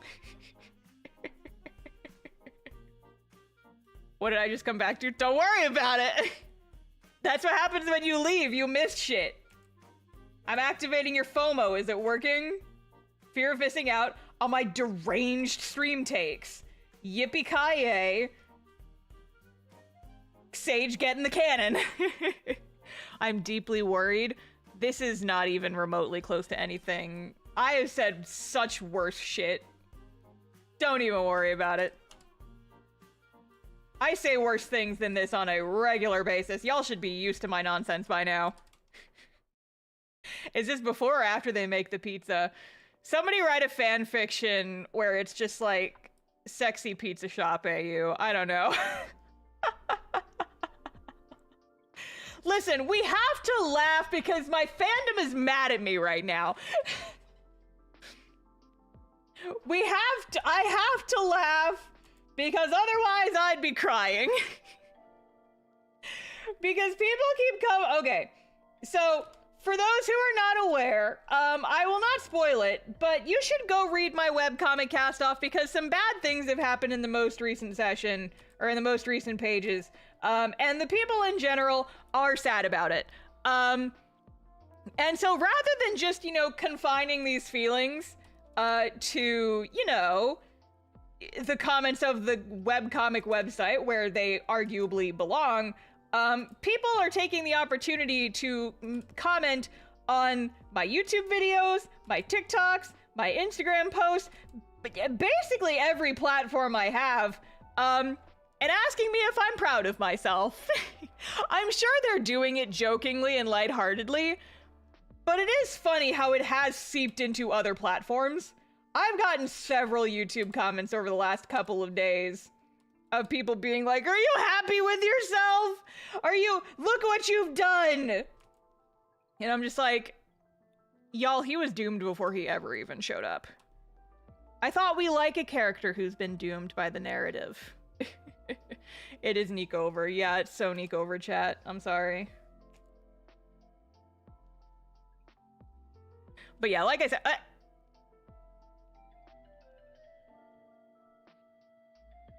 I think I hit the wrong... Okay, thank God it saved. I accidentally closed out of the document with the wrong combination of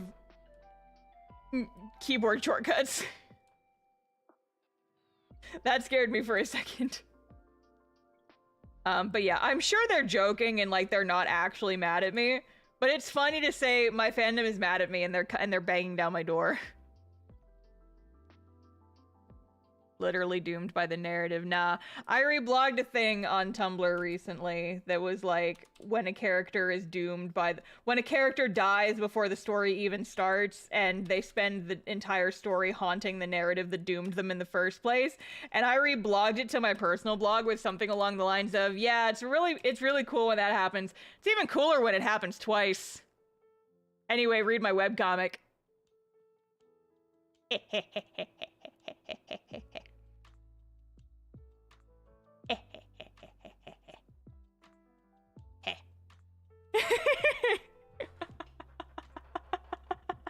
What do you mean twice? Don't worry about it.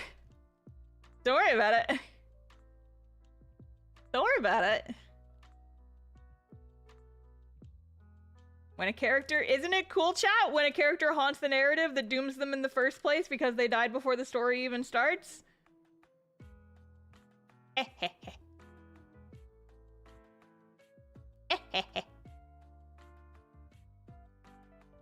Guys, this really honestly isn't even spoilers if you think about it. It was spoilers for Nico, but it's not anymore because that's happened already. Who else has died? Who else has died in the story, guys? This is not spoilers at this point, you just gotta think about it. Looks at chair guy, looks at Nico. Ariana. Ariana's brother. Luca? Who's Luca? You mean the fish guy? From that movie? I watched that on a plane a while back. It was cute.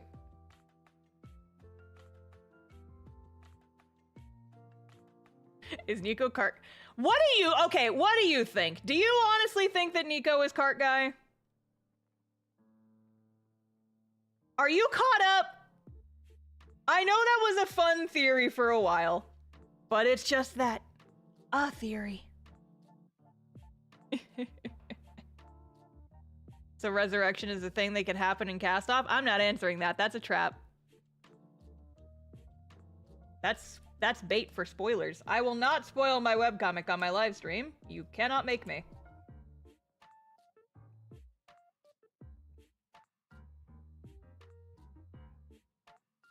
Man, I should have done Marina's sticker first. Hers is gonna take longer. It's got all these dang frills and things. Frills and things.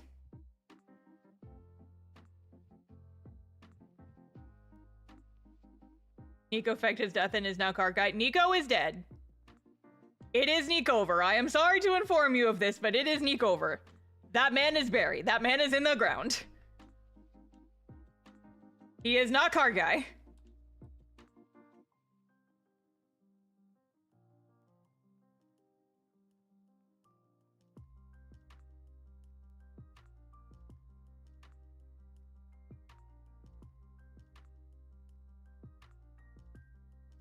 Nico faked his death and is now Marina. Dun dun dun! Nah, so many people thought that Nico and Ariana were related just because they're both blonde. It was very funny. All blonde people are actually related. Did you guys know this? He used to be Nico, now he's Nico. Oh no.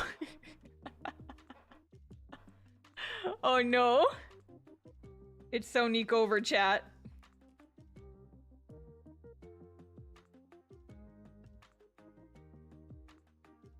Is this a good time to mention that I stole Nico's name from a popular YA book series? So, I would not say that he is named after the character, but you ever just, like, see a name in a piece of media and you're all like, oh, I'll have that. Oh, I'll have that. That's a nice name. I'll use that at some point. And you just put it in the memory banks. And you just put it in the memory banks for like a couple years, and then you're like, yep, keeping that. And then you eventually find a way to use it. That is definitely what I did with Nico. Because I will not say that Nico was named after the character from Percy Jackson, but I did get the idea. I did, like, steal the name from there. Because I like the name. And I was like, oh, I'll have that. Yoink. Sage, on the other hand, okay, so, like, there's a difference between, in my mind, between naming a character after another character or just, like, using a name because you heard it in a piece of media and you like the name and you think it fits the character. Nico is not named after Nico from Percy Jackson. I just liked the name and have, like, stored it in my brain. On the other hand, Sage is absolutely, and this is 100% canon, absolutely named after Lucas Miller from The Adventure Zone. That is canon. That is 100%. He is named after that character. And if you are familiar with The Adventure Zone, you will get it. You will get it. Got my name from the sad bird boy from Animorphs. I've never read Animorphs, but something don't stay in the Falcon too long. I don't know. I am vaguely familiar with the memes at the very least. But yeah, sometimes you just hear a name and you're like, oh, I'll have that. That has a nice brain feel. You're telling me that Sage's parents watch The Adventure Zone? I am Sage's parents, so yes.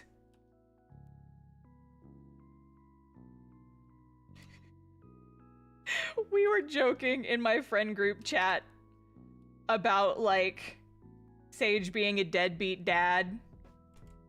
And I was, because I think it was because we were talking about the makeshift plushie, like the makeshift vector plushie. I can't remember the exact context. Hang on, no, I have to go find this conversation now because it was funny and I need to do it justice.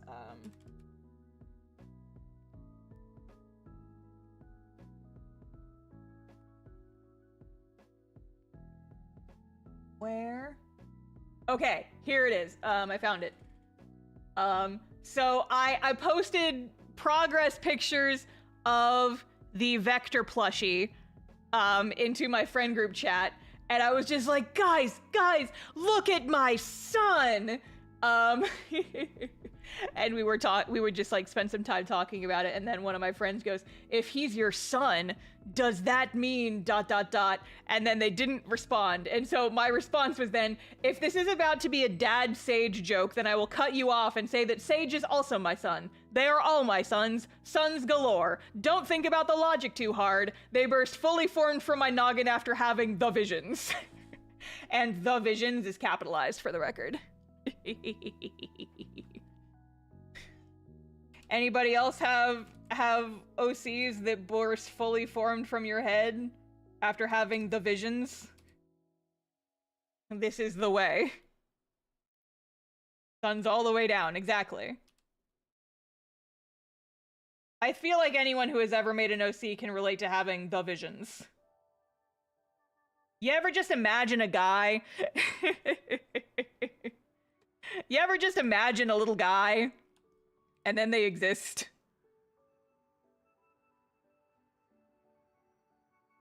The visions.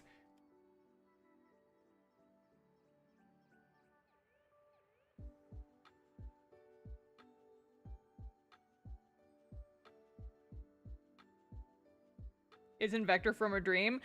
Literally, though, yes. Like I said, he burst fully formed from my brain after I had the visions. which was a very weird and vivid dream that I had my freshman year of college. The visions!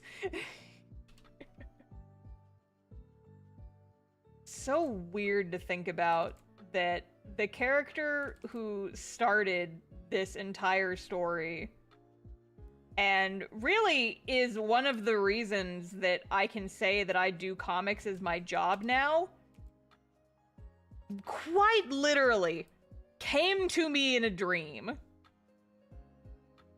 That is bizarre to think about.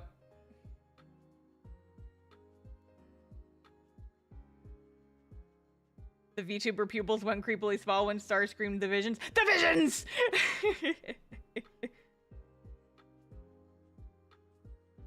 I started it, chat.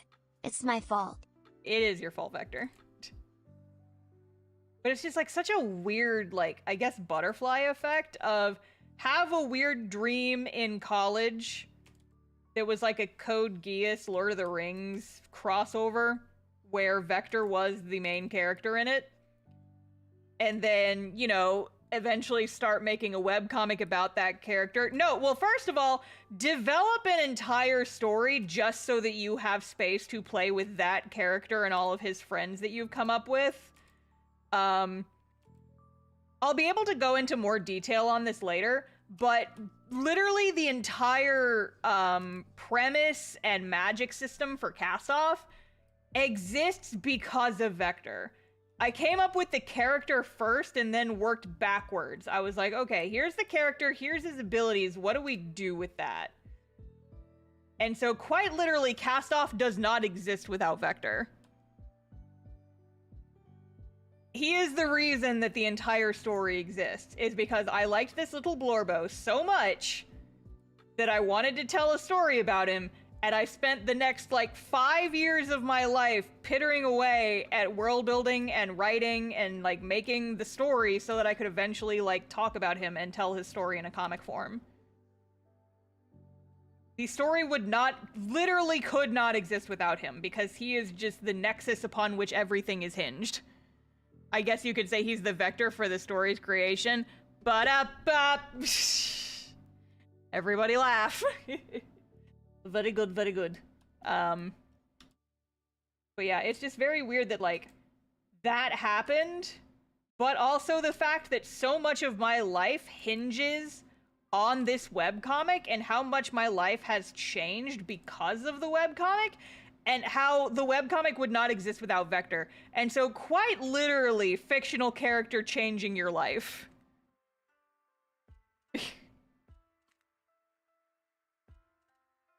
Quite literally, you ever come up with a fictional little guy who quite literally, over the next 10 years, changes the course of your life? That is weird and wild to think about.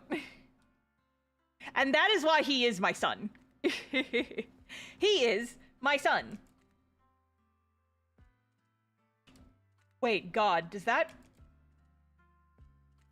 I just had the most cursed thought and I almost don't want to say it because then all of you guys will bully me about it. If Vector is my son and my job is making content about him, am I like the YouTube webcomic version of a mommy blogger? I hate that. I hate that so much. I hate that so much. Oh no. I have to set a fund aside for my fictional son so that I'm not taking advantage of him.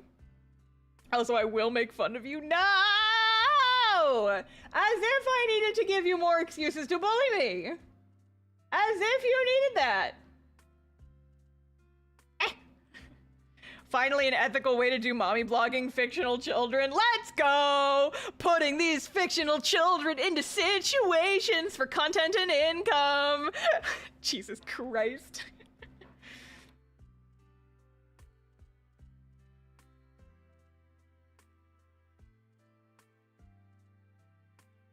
Ugh.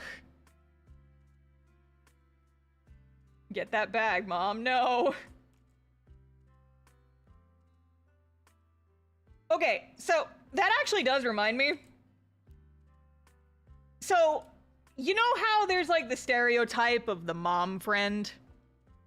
I would argue that Marina is kind of the mom friend of the cast-off squad. I would argue that, because she's like, you know, she's very sweet. She takes care of people. She like cares a lot. I have never considered myself the mom friend. I like to be prepared for things, and I like to make sure it's like, okay, y'all are in charge of feeding yourself, but if we're gonna be on the con floor all day, I will bring blister bandages because I know there's like, hey, it's real easy to hurt your feet, and I know that someone's gonna need this, and I'm always like carrying ibuprofen. I have a first aid bag in my con bag. I carry like a universal charger pack, so if anyone on the con floor ever needs to charge their phone, like fellow artists, I can provide. But I have never really considered myself the mom friend. And then a couple weeks ago, a friend of mine said that I was the mom friend, and I was like, quite literally so taken aback.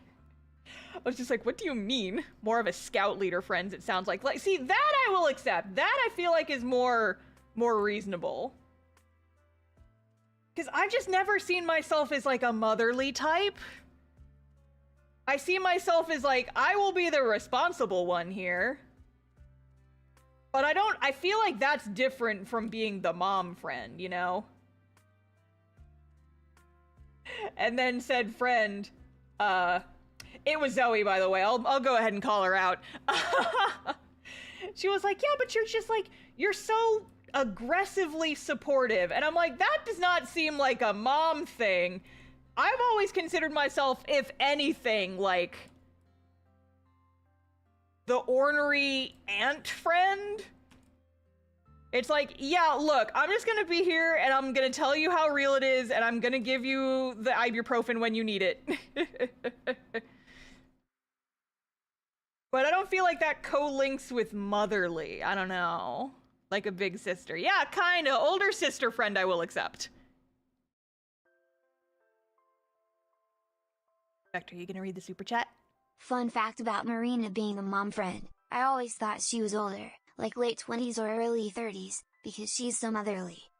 Willie Future Kaiser, thank you for the super chat. Yeah, so the interesting thing about about Marina, and we're gonna get into this chat. Not right now in the comic, I mean. Marina's the mom friend because of trauma. This poor girl has been heavily traumatized.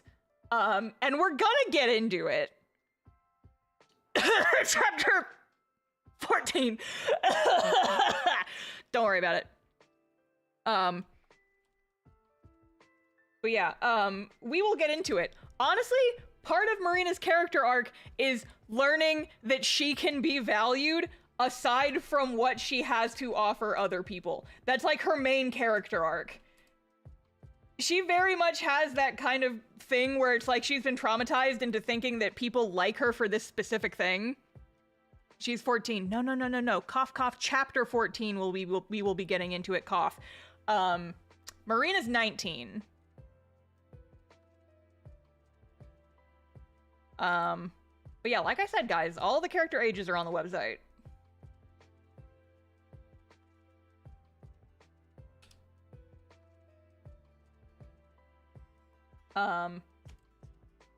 But yeah, like, it's a big part of her character arc is, like, learning, oh, I have value outside of what I can provide for other people.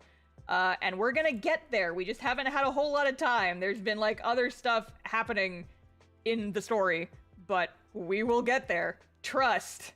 We will get there.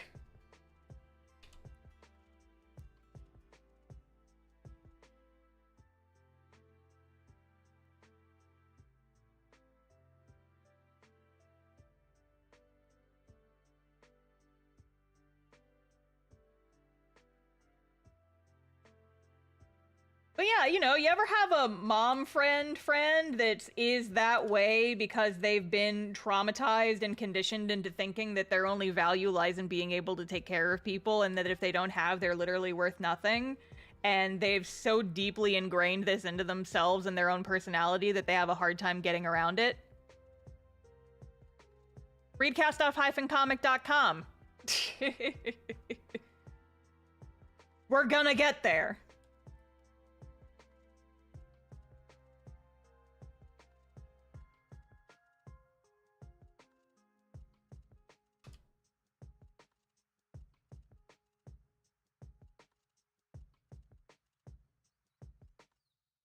Happens to the best of us. Yup.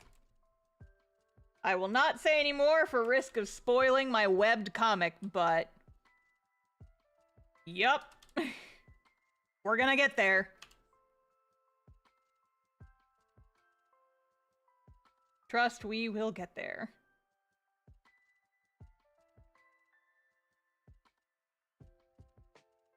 Basically, everybody in Cast Off, doesn't matter what their personality is, they have their personality because of trauma.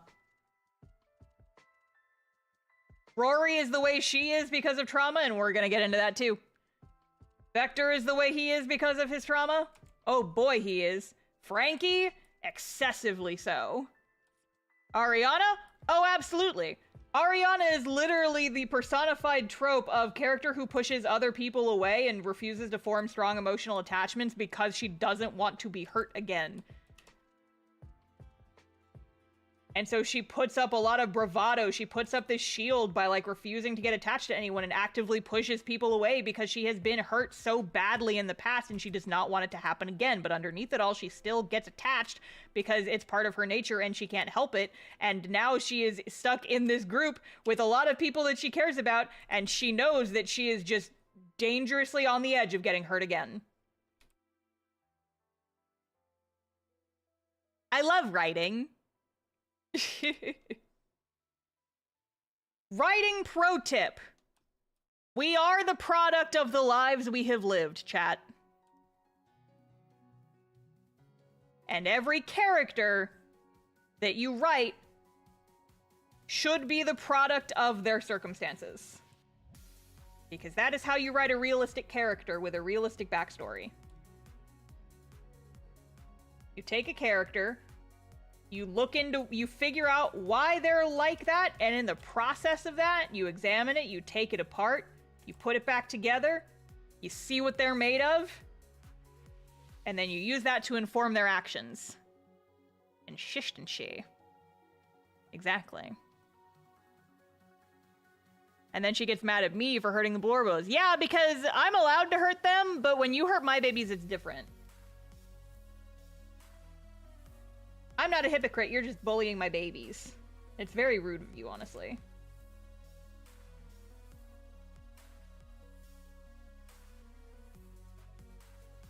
But here, two can play at that game. Hey, everybody in the chat, ask Jay when he's gonna make those videos talking about D&D and writing and stuff. Jay, you told me that you wanted to, you know, make videos and stuff. How do you torture your Blorbos, Jay? How do you do that? I sure wish that you could, like, you know, make a video talking about that process, because that sure would be interesting. Everyone in chat join me in bullying Jay. One of these days he'll actually do it. My day off, how dare you? It's not my day off, and you're here.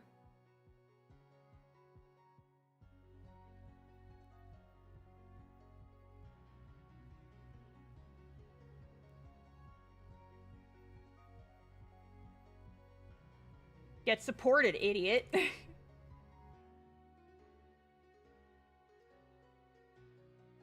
But yeah, I do enjoy the implication that I'm, like, aggressively supportive. There's just something fun about that idea.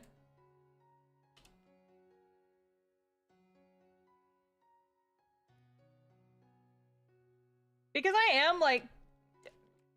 I feel like people who know me would not argue that I'm a terribly aggressive person in general. But I can be very aggressively supportive. Belligerently supportive, perhaps, maybe? I do my very best. I know I'm not perfect, but... I do certainly try.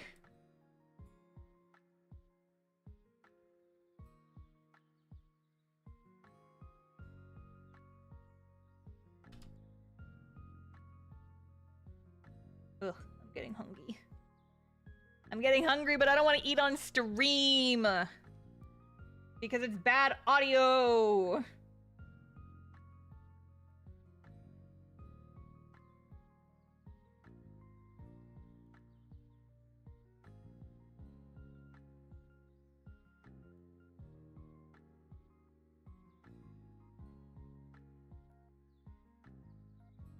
Getting bullied with love. Yup.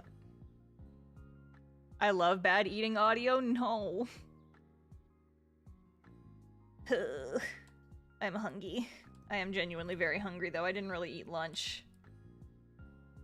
Ugh. And it's past dinner time now.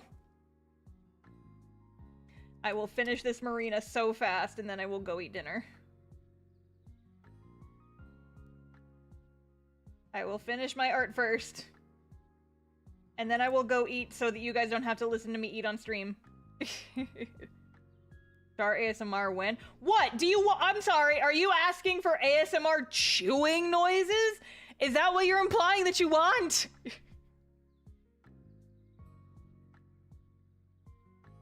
Like, listen, I have actually gotten into watching more ASMR videos as, like, sleep aids. I've got a short little playlist of my favorites that are just, like, mostly, like, wood soup videos because they sound very nice.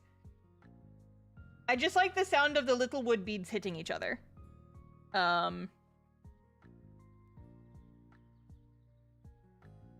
But they make excellent sleep aids, and so I have been watching more of them recently. But, like, for the most part, I can't do ASMR videos with people talking because the mouth sounds. The mouth sounds. I can't do it. Why do people find... Why do people enjoy that? Why do people like the mouth sounds ASMR? I can't do it. It's gross. Why not branch out? Because when I try to branch out, I have been betrayed. Okay, so I used to not like the, like, people just tippy-tapping on, like, surfaces ASMR with, like, the really long fingernails. I have found a couple people where the way they do it specifically does not bother me. Remind me after the stream, and I will post my ASMR playlist in the chat if people are curious. But it's like... Some people, I think, just the tippy taps are too fast. And they're too aggressive. I like the gentle tippy taps. Team anti-mouth sounds as well, and ASMR in general hits me in the bad sensory zone. Yeah, like, I cannot watch... I don't know if this is how you pronounce it. Is it mukbang? Is that how you say it? Or is it like mukbang? I feel like that sounds wrong. That doesn't feel like it sounds correct. But I cannot do those videos because the sound of other people chewing, just like, in real life, it doesn't bother me so much. Oh, the second one was right, mukbang? That does not seem like it would be correct. But yeah, no, it's like, in general, I just cannot watch those videos because the chewing noises and the mouth sounds just... Watching them with no audio is fine. Like, whenever I go to H Mart and I'm waiting in line to get my fancy Korean street vendor food corn dog that I love so much, my beloved Korean corn dog from the H Mart. If you guys have never had the freaking Korean street vendor style corn dogs, you should try them. They are amazing. But whenever I go to H Mart, they're like always playing the mukbang videos. And it's like, if I don't have the audio, it's fine. But with the chewing sounds and the munch crunch in the audio, I can't do it. I can't do it, chat. I can't. Your boyfriend gets hot coffee thrown on him and fucking dies. Okay, I do love the joke ASMR videos, but I feel like those don't really count. Those are very funny. And they do make me giggle. Got to earmark that for the next time I'm at the international market. Yes. Obtain Korean corn dog. They are so tasty. Oh, now... See, there's a problem! Now I'm hungry again! Damn it!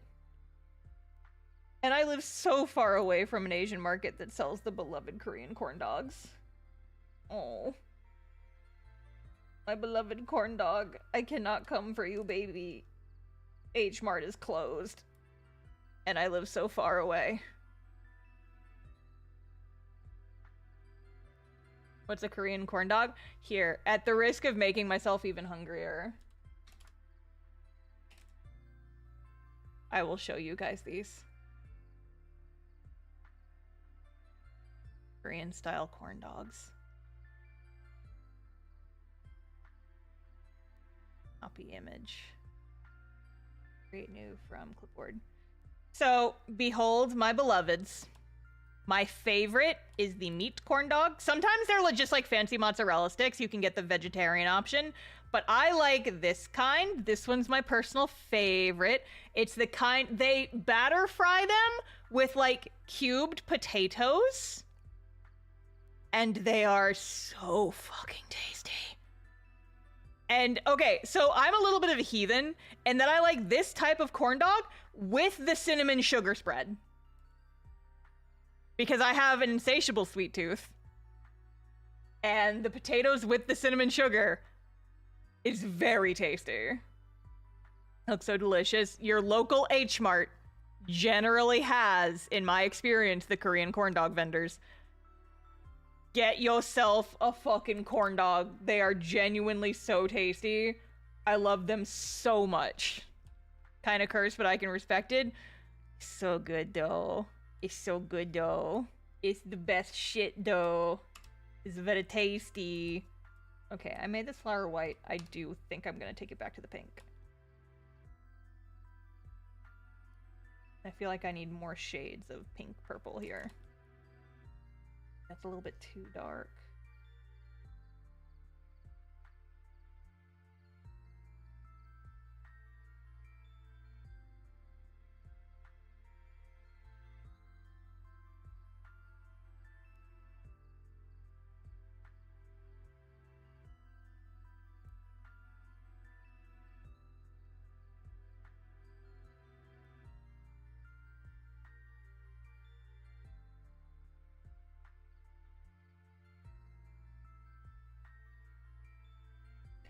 Well, I've done it, chat. I've gone and made myself even hungrier. Damn it! I'm thinking about the corn dogs now! Fuck!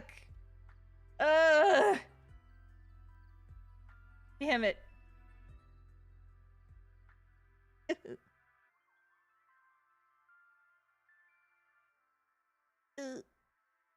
I miss you, my beloved corn dog.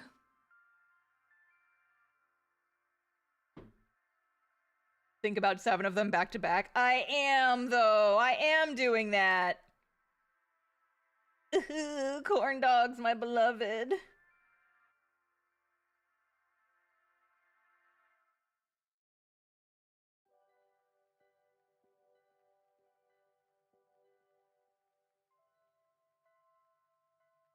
Whoa.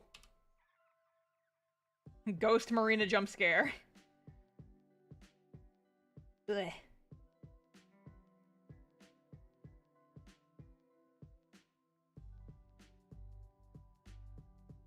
I wonder if maybe I could, like, sneak some goldfish. And maybe it wouldn't show up on the mic if I leaned away from it while I consume my goldfish.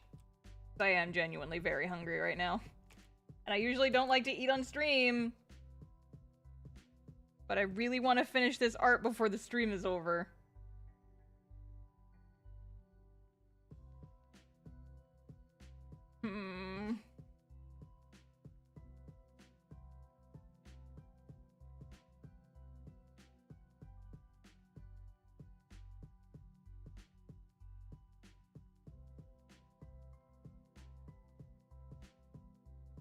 The VTuber hungers, hide your blorbos. Alright, listen.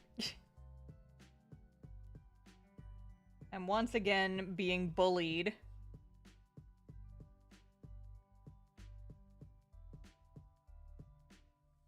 Yeah, fuck it, I'm getting goldfish. I'm getting myself a bowl of goldfish, chat. I'm fucking hungry. I hunger!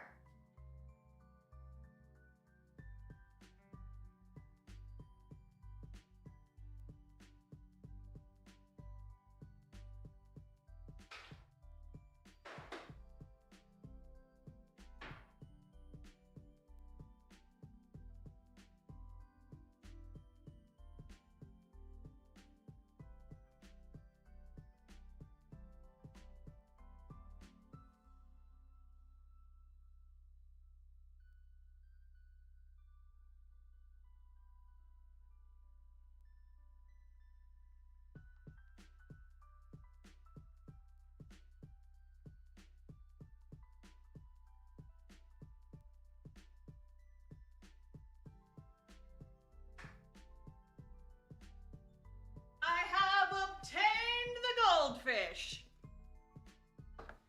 I also went and closed all the blinds in my kitchen because it is now darkness hours. But I have snack. I have obtained snack. Give us some. Okay, here, I'll just... Did that do anything for you, chat? Here's some fucking goldfish ASMR for you. Just shaking it around.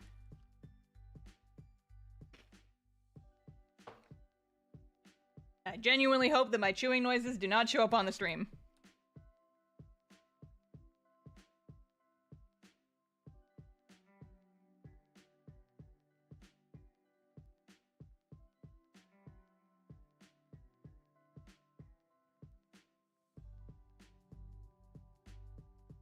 Okay, so I need to make Marina's eyes blue, but in a way that still kind of goes with the purple.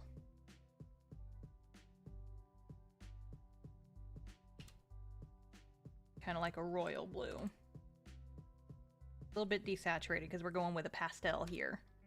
We're going with a pastel theme.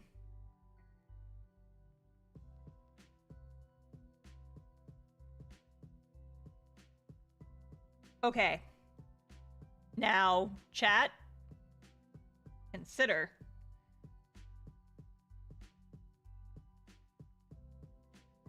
Maybe heart-shaped pupils? It's a little funky, so I need to fix it, but like, maybe? Maybe? Maybe?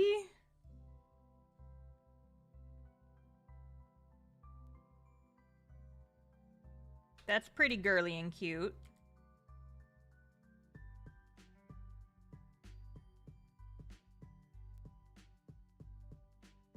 Okay, the chat seems overwhelmingly in favor.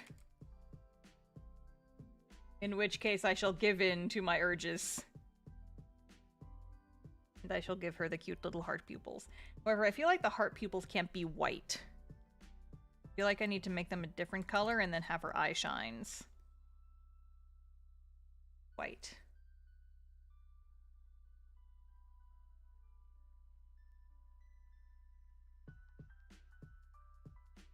Baby girl.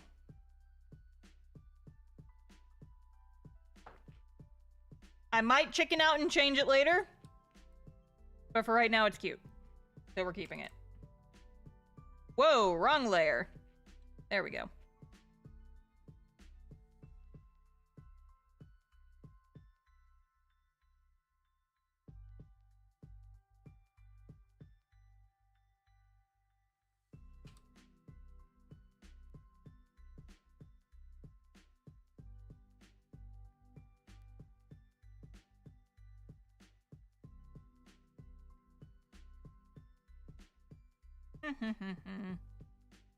Is there a reason you hide the colors when shading? It just makes it less distracting. So, because sometimes I miss areas that I haven't shaded yet if the colors are on. And so this just makes it easier to see where I haven't shaded. Hide the layer Kronk. Wrong layer. Yeah, exactly. I had it set to mask to my ink layers instead of the flat color layer. Oopsie doodle. But yeah, I literally just made another layer and clipped it to the base color layer. So I can turn it off. It's literally just a temporary measure for while I'm doing the base coloring, or the base shading. Just makes it a little easier to see what I'm doing.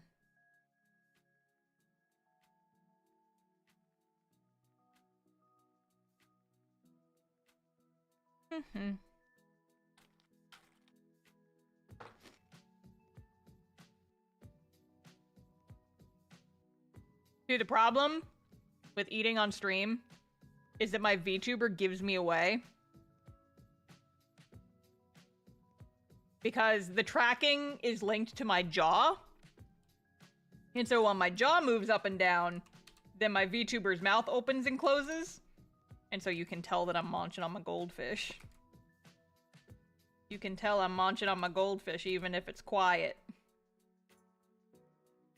It gives me away. There's actually a couple of streams of What's Left of Us where you can tell that I'm munching because my VTuber's mouth gives it away. And so what I've had to do sometimes is, like, put my hand in front of my mouth so that the motion capture can't see that my mouth is moving. And so that people can't see that I am munch-a-crunching all my goldfish snacks during stream. Because people, I think, have commented on it once or twice. Is like, is Star's VTuber glitching? No, I'm just hungry. That's the secret chat. What flavor goldfish? Original flavor, but they are the flavor blasted variety. Because any other way is sacrilege. Easy, just don't chew. Yeah, I'll be like a snake and I'll just unhinge my jaw and just swallow my goldfish crackers whole. Okay, this might just be a weird me thing, but spending time on the internet has made me painfully aware that there is very rarely such thing as an original experience. Does anyone else... Oh god, wait, no, how am I supposed to describe this without it sounding really weird? Does anyone else eat, like, crackers or, like, crispy, like, treats like goldfish? You ever, instead of chewing them, you just kind of... You don't suck on the goldfish. You just, like, suck all the air out of your mouth, and then you just kind of crush them against the roof of your mouth because you form a vacuum inside of your mouth by sucking all the air out. Yes, I do that. Okay, okay, at least it's not me. I am glad it's not just a me thing, because otherwise describing that would have been very weird. But it's just like you just suck all the air out of them. The implosion. Yes! It was still weird. Only if you make it weird, Jay. Everybody else in the chat gets it. Everybody else gets me enacting high pressure zones in the deep ocean on my goldfish crackers, but you, apparently. I'm honestly glad that is not an original experience, because if it was, I would have felt very weird describing it.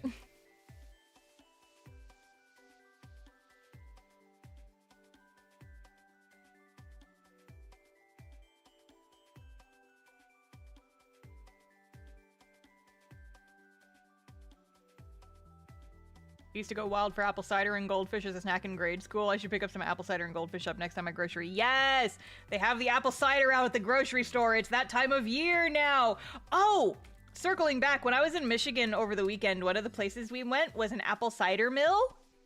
And so we got to have fresh apple cider, and I got an apple cider slushie, and it was really tasty. We had apple cider donuts, and it was so good.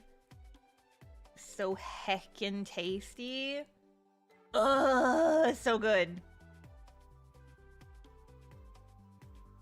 Also, I bought my dad a hat from the cider mill because it was a little camo hat and it had a truck on it. It said cider mill on it. And I'm like, yep, that's his Christmas present now. It's a hat with a truck on it. It screams fatherly energy. Where I live in Michigan, and oh god, what's the place called? It's north of Detroit. It's about an hour north of downtown Detroit. What is it called? Yates Cider Mill. Y-A-T-E-S. We went there for like an hour right before we had to go catch our plane to go home. And it was very nice. We were worried we weren't going to have time for it just because we were so busy all weekend, but we made time for it like right before everybody had to go home. And it was delightful.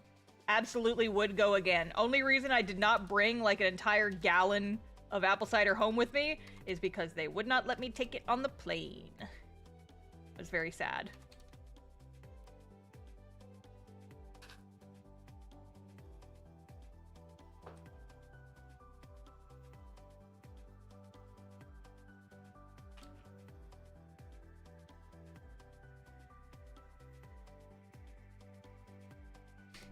Get yeeted? No, not yeet. Y-A-T-E-S. Yeah, it was cool. I was describing it to my mom yesterday. You know how when you go to a Krispy Kreme and they have the big machines in the background behind the register that are just like making the donuts? The cider mill had that, but behind the register, they actually had like the apple pressing machine behind the register. And so you could see it like, there was like a tube that was bringing all the apple chunks in. And then you could see them getting pressed in the background on like the big machine. And it was very cool. I took some pictures.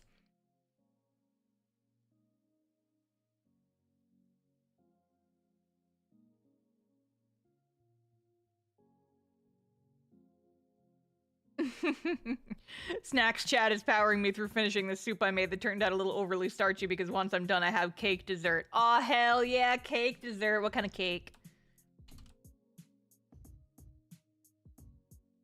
I wish I had cake dessert.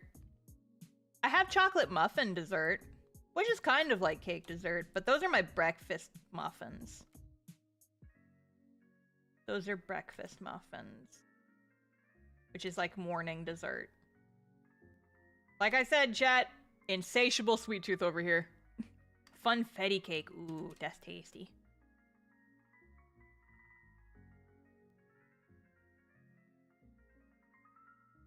I feel like sometimes I should just bake a cake for the hell of it. Or just like bake some cookies or something. Just to do something that's not work and then have a tasty little treat when you're done.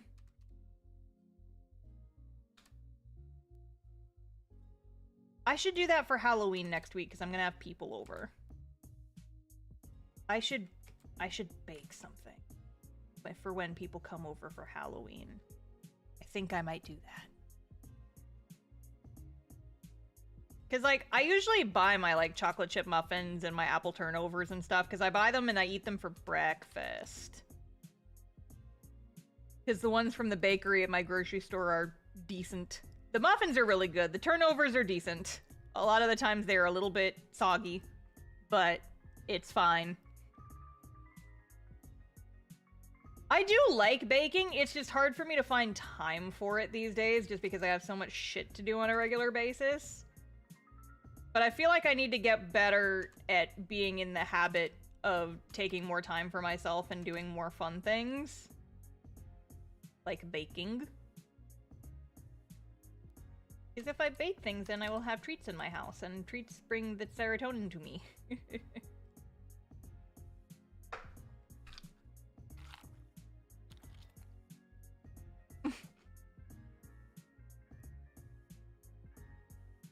Like doodling in planners. Alright, listen up!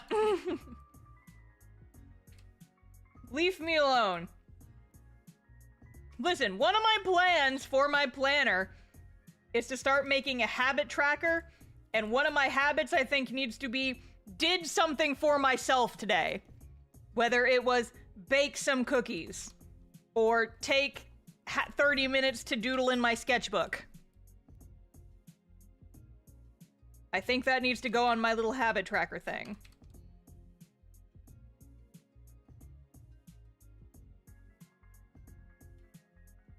Yeah, it's encouragement, not bullying. I don't know, it kind of sounded like a little bit like bullying to me, honestly. Teasing.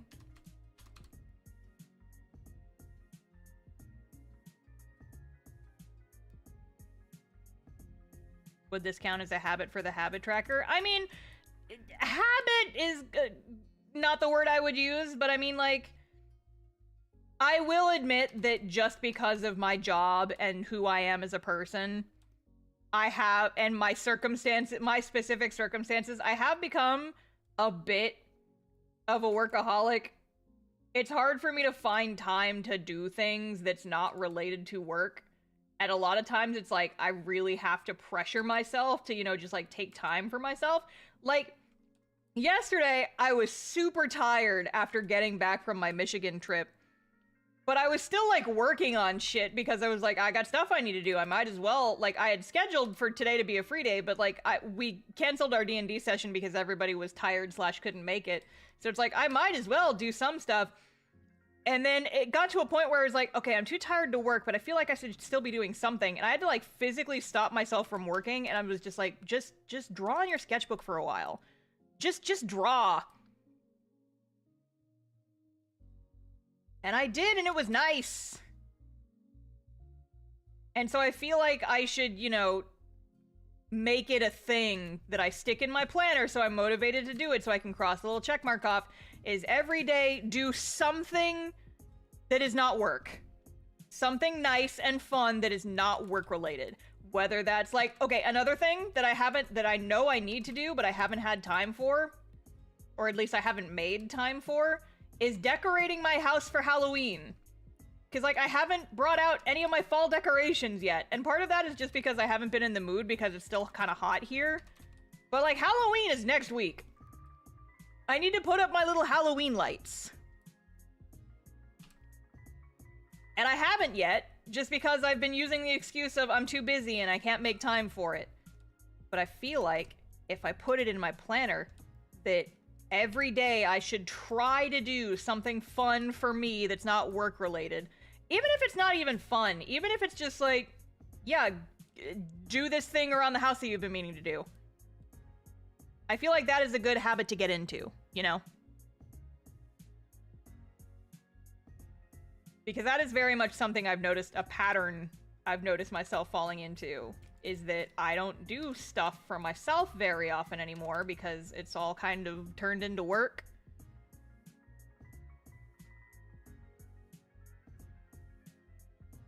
And so I think putting that in there, that like, hey, you are now contractually obligated by the laws of your stupid 2 planners that you must at least make an attempt to do something for yourself that is not work-related every day. And naps don't count. Because I do, at the very least, try to take a nap every day. Less even a nap. I work best in, like, short bursts. When I say short, it's like 4 hours. But my usual work schedule is I'll wake up early in the morning. I'm usually out of bed by, like, 8:30. I'll jump straight to work. And I'll work for, like, 4 hours. I'll work until about noon. And then usually by, like, noon or 1 o'clock, I'm kind of tired. And so then I'll usually, like, take a couple hours to just, like, rest and kind of laze about and do nothing. And then later that day, I get back on and I'll work again from, like, 4 to, like, 8 or later. Sometimes it's a little later than that. Usually on stream days, when I know I'm going to stream at 5, I'll usually stop working by 2. And then I'll just spend, like, the 3 hours from 2 to 5 just, like, lounging, looking at TikTok, doing something that does not require brain activity. It's my stream prep. And then when it's time for stream, I am relaxed and refreshed and ready to go, you know?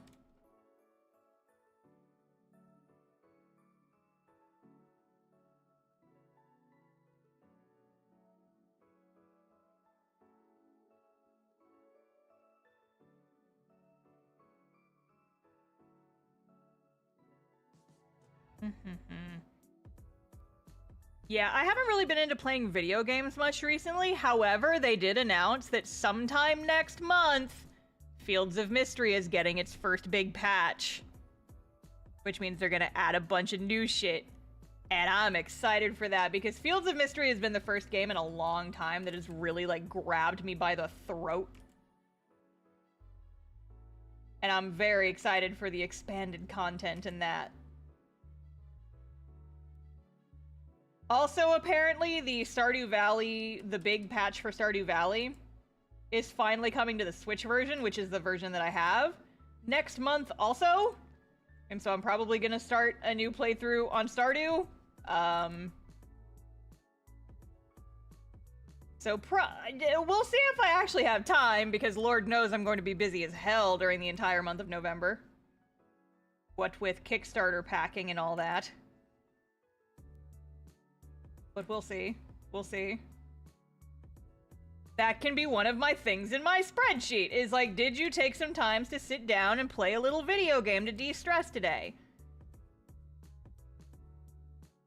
Yes, I did. Can't believe I almost forgot to draw Marina's cute little hair highlights that were in the sketch. And I forgot to draw them in.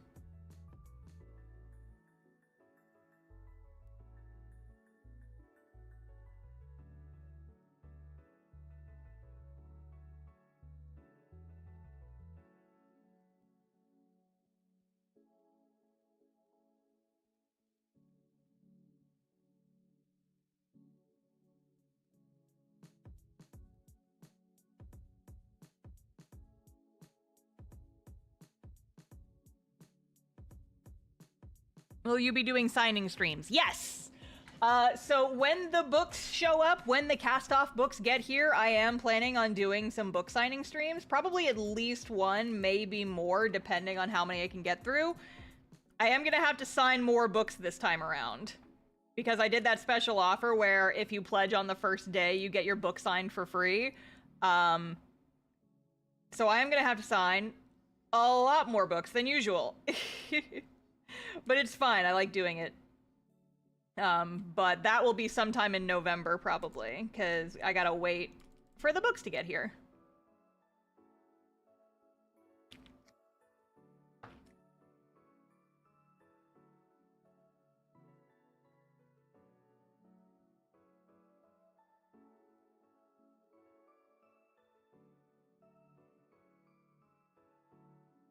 Okay, that looks cute.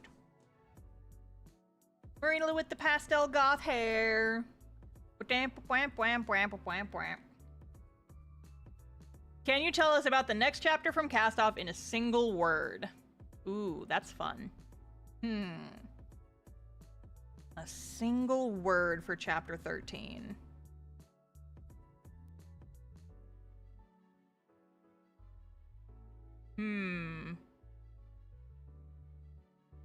That's a tricky one.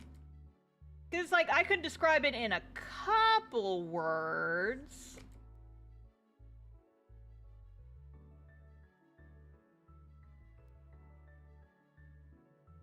But how to say it in just one word? Trauma, pain, chaos, violence. Violence is a good one. Violence works. Here. Okay, you know what? I'll put it like this.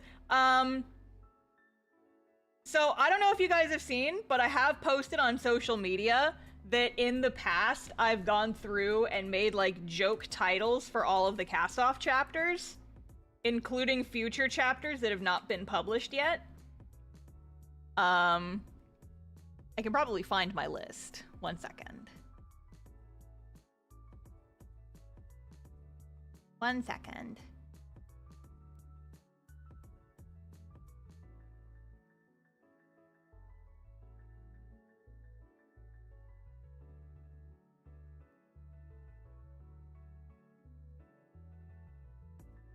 Can I find it? No, you're not gonna... Oh, okay.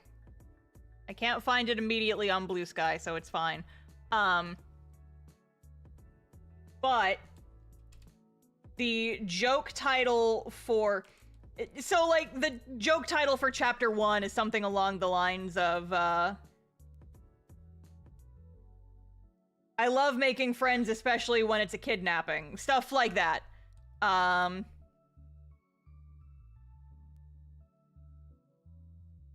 The one for Chapter 9 is, it was all fun and games until the head trauma. It was all that stuff. Just like jokey titles for the streams that or joking titles for the chapters that kind of goes into what happens in them without really spoiling anything. The one for the joke title for Chapter 13 is the world's most violent game of 20 questions. So... do with that information what you will. And I'll try to find that graphic after the stream, if people remind me, because I will probably forget.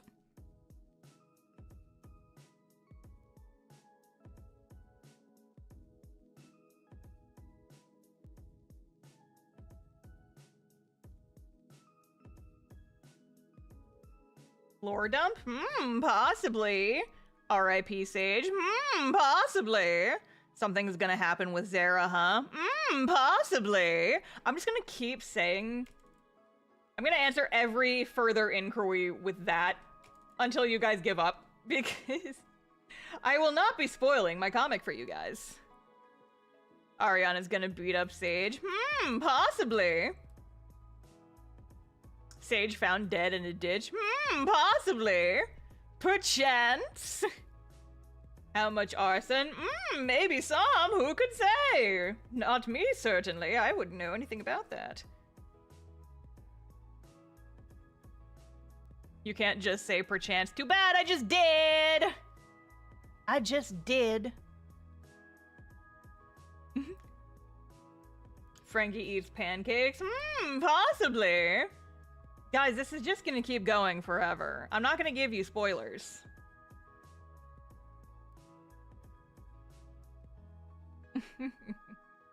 Someone dies? Possibly. Rory will set everything and everyone on fire? Possibly. Frankie pancake card? Possibly.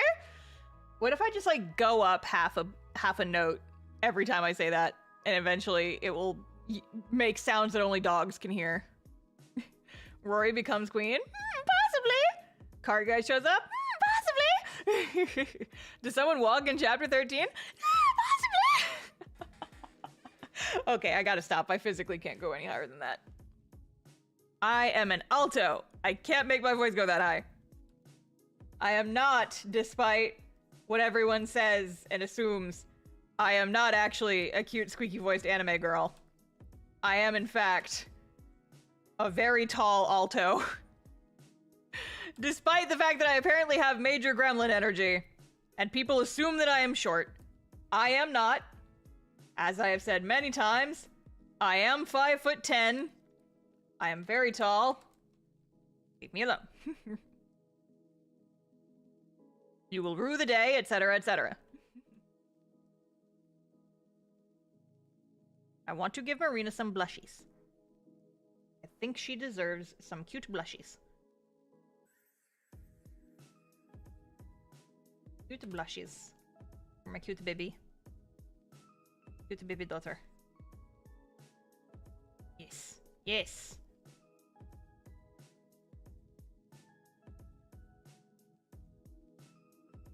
Cute blushies. Okay. Chat, hear me out. Hear me out. What if cute little hearts and freckles, like little sparkles on her cheeks? Do we dig it, chat? I think maybe like a darker purple instead, but...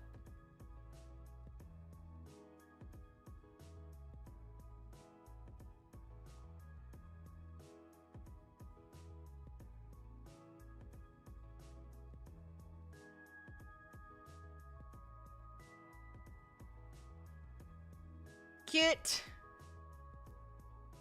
Cute. Cute baby. Cutie patoot. We love to see it.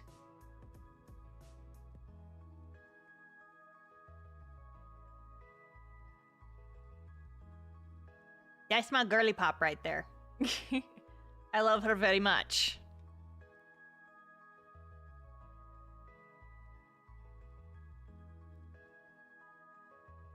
Oh, yes. All right, I might come back and make some final adjustments later, but for now, I think we're going to go ahead and call that done. Which means we're going to go ahead and call it a night. Because I need to go eat dinner for real and not just a bowl of goldfish. But I hope you guys enjoyed these shenanigans. I will put the girls next to each other so you can see both of them. Behold mine girly pops. They shall be the stickers for November. If you want to get these girlies as stickers, do not join the Kickstarter yet. Or do not join the Patreon yet. You will get these stickers if you join the Patreon in November. Not yet. Wait like a week and a half. But yes, so thank you guys for joining me. Next stream will be on Wednesday, where we will be working on the last couple of art pieces for my November video. I don't think I'll stream tomorrow, but I will probably still be working on something tomorrow. I don't know. Anyway, until next time, thank you guys for joining me. I will see you guys next time. Goodbye.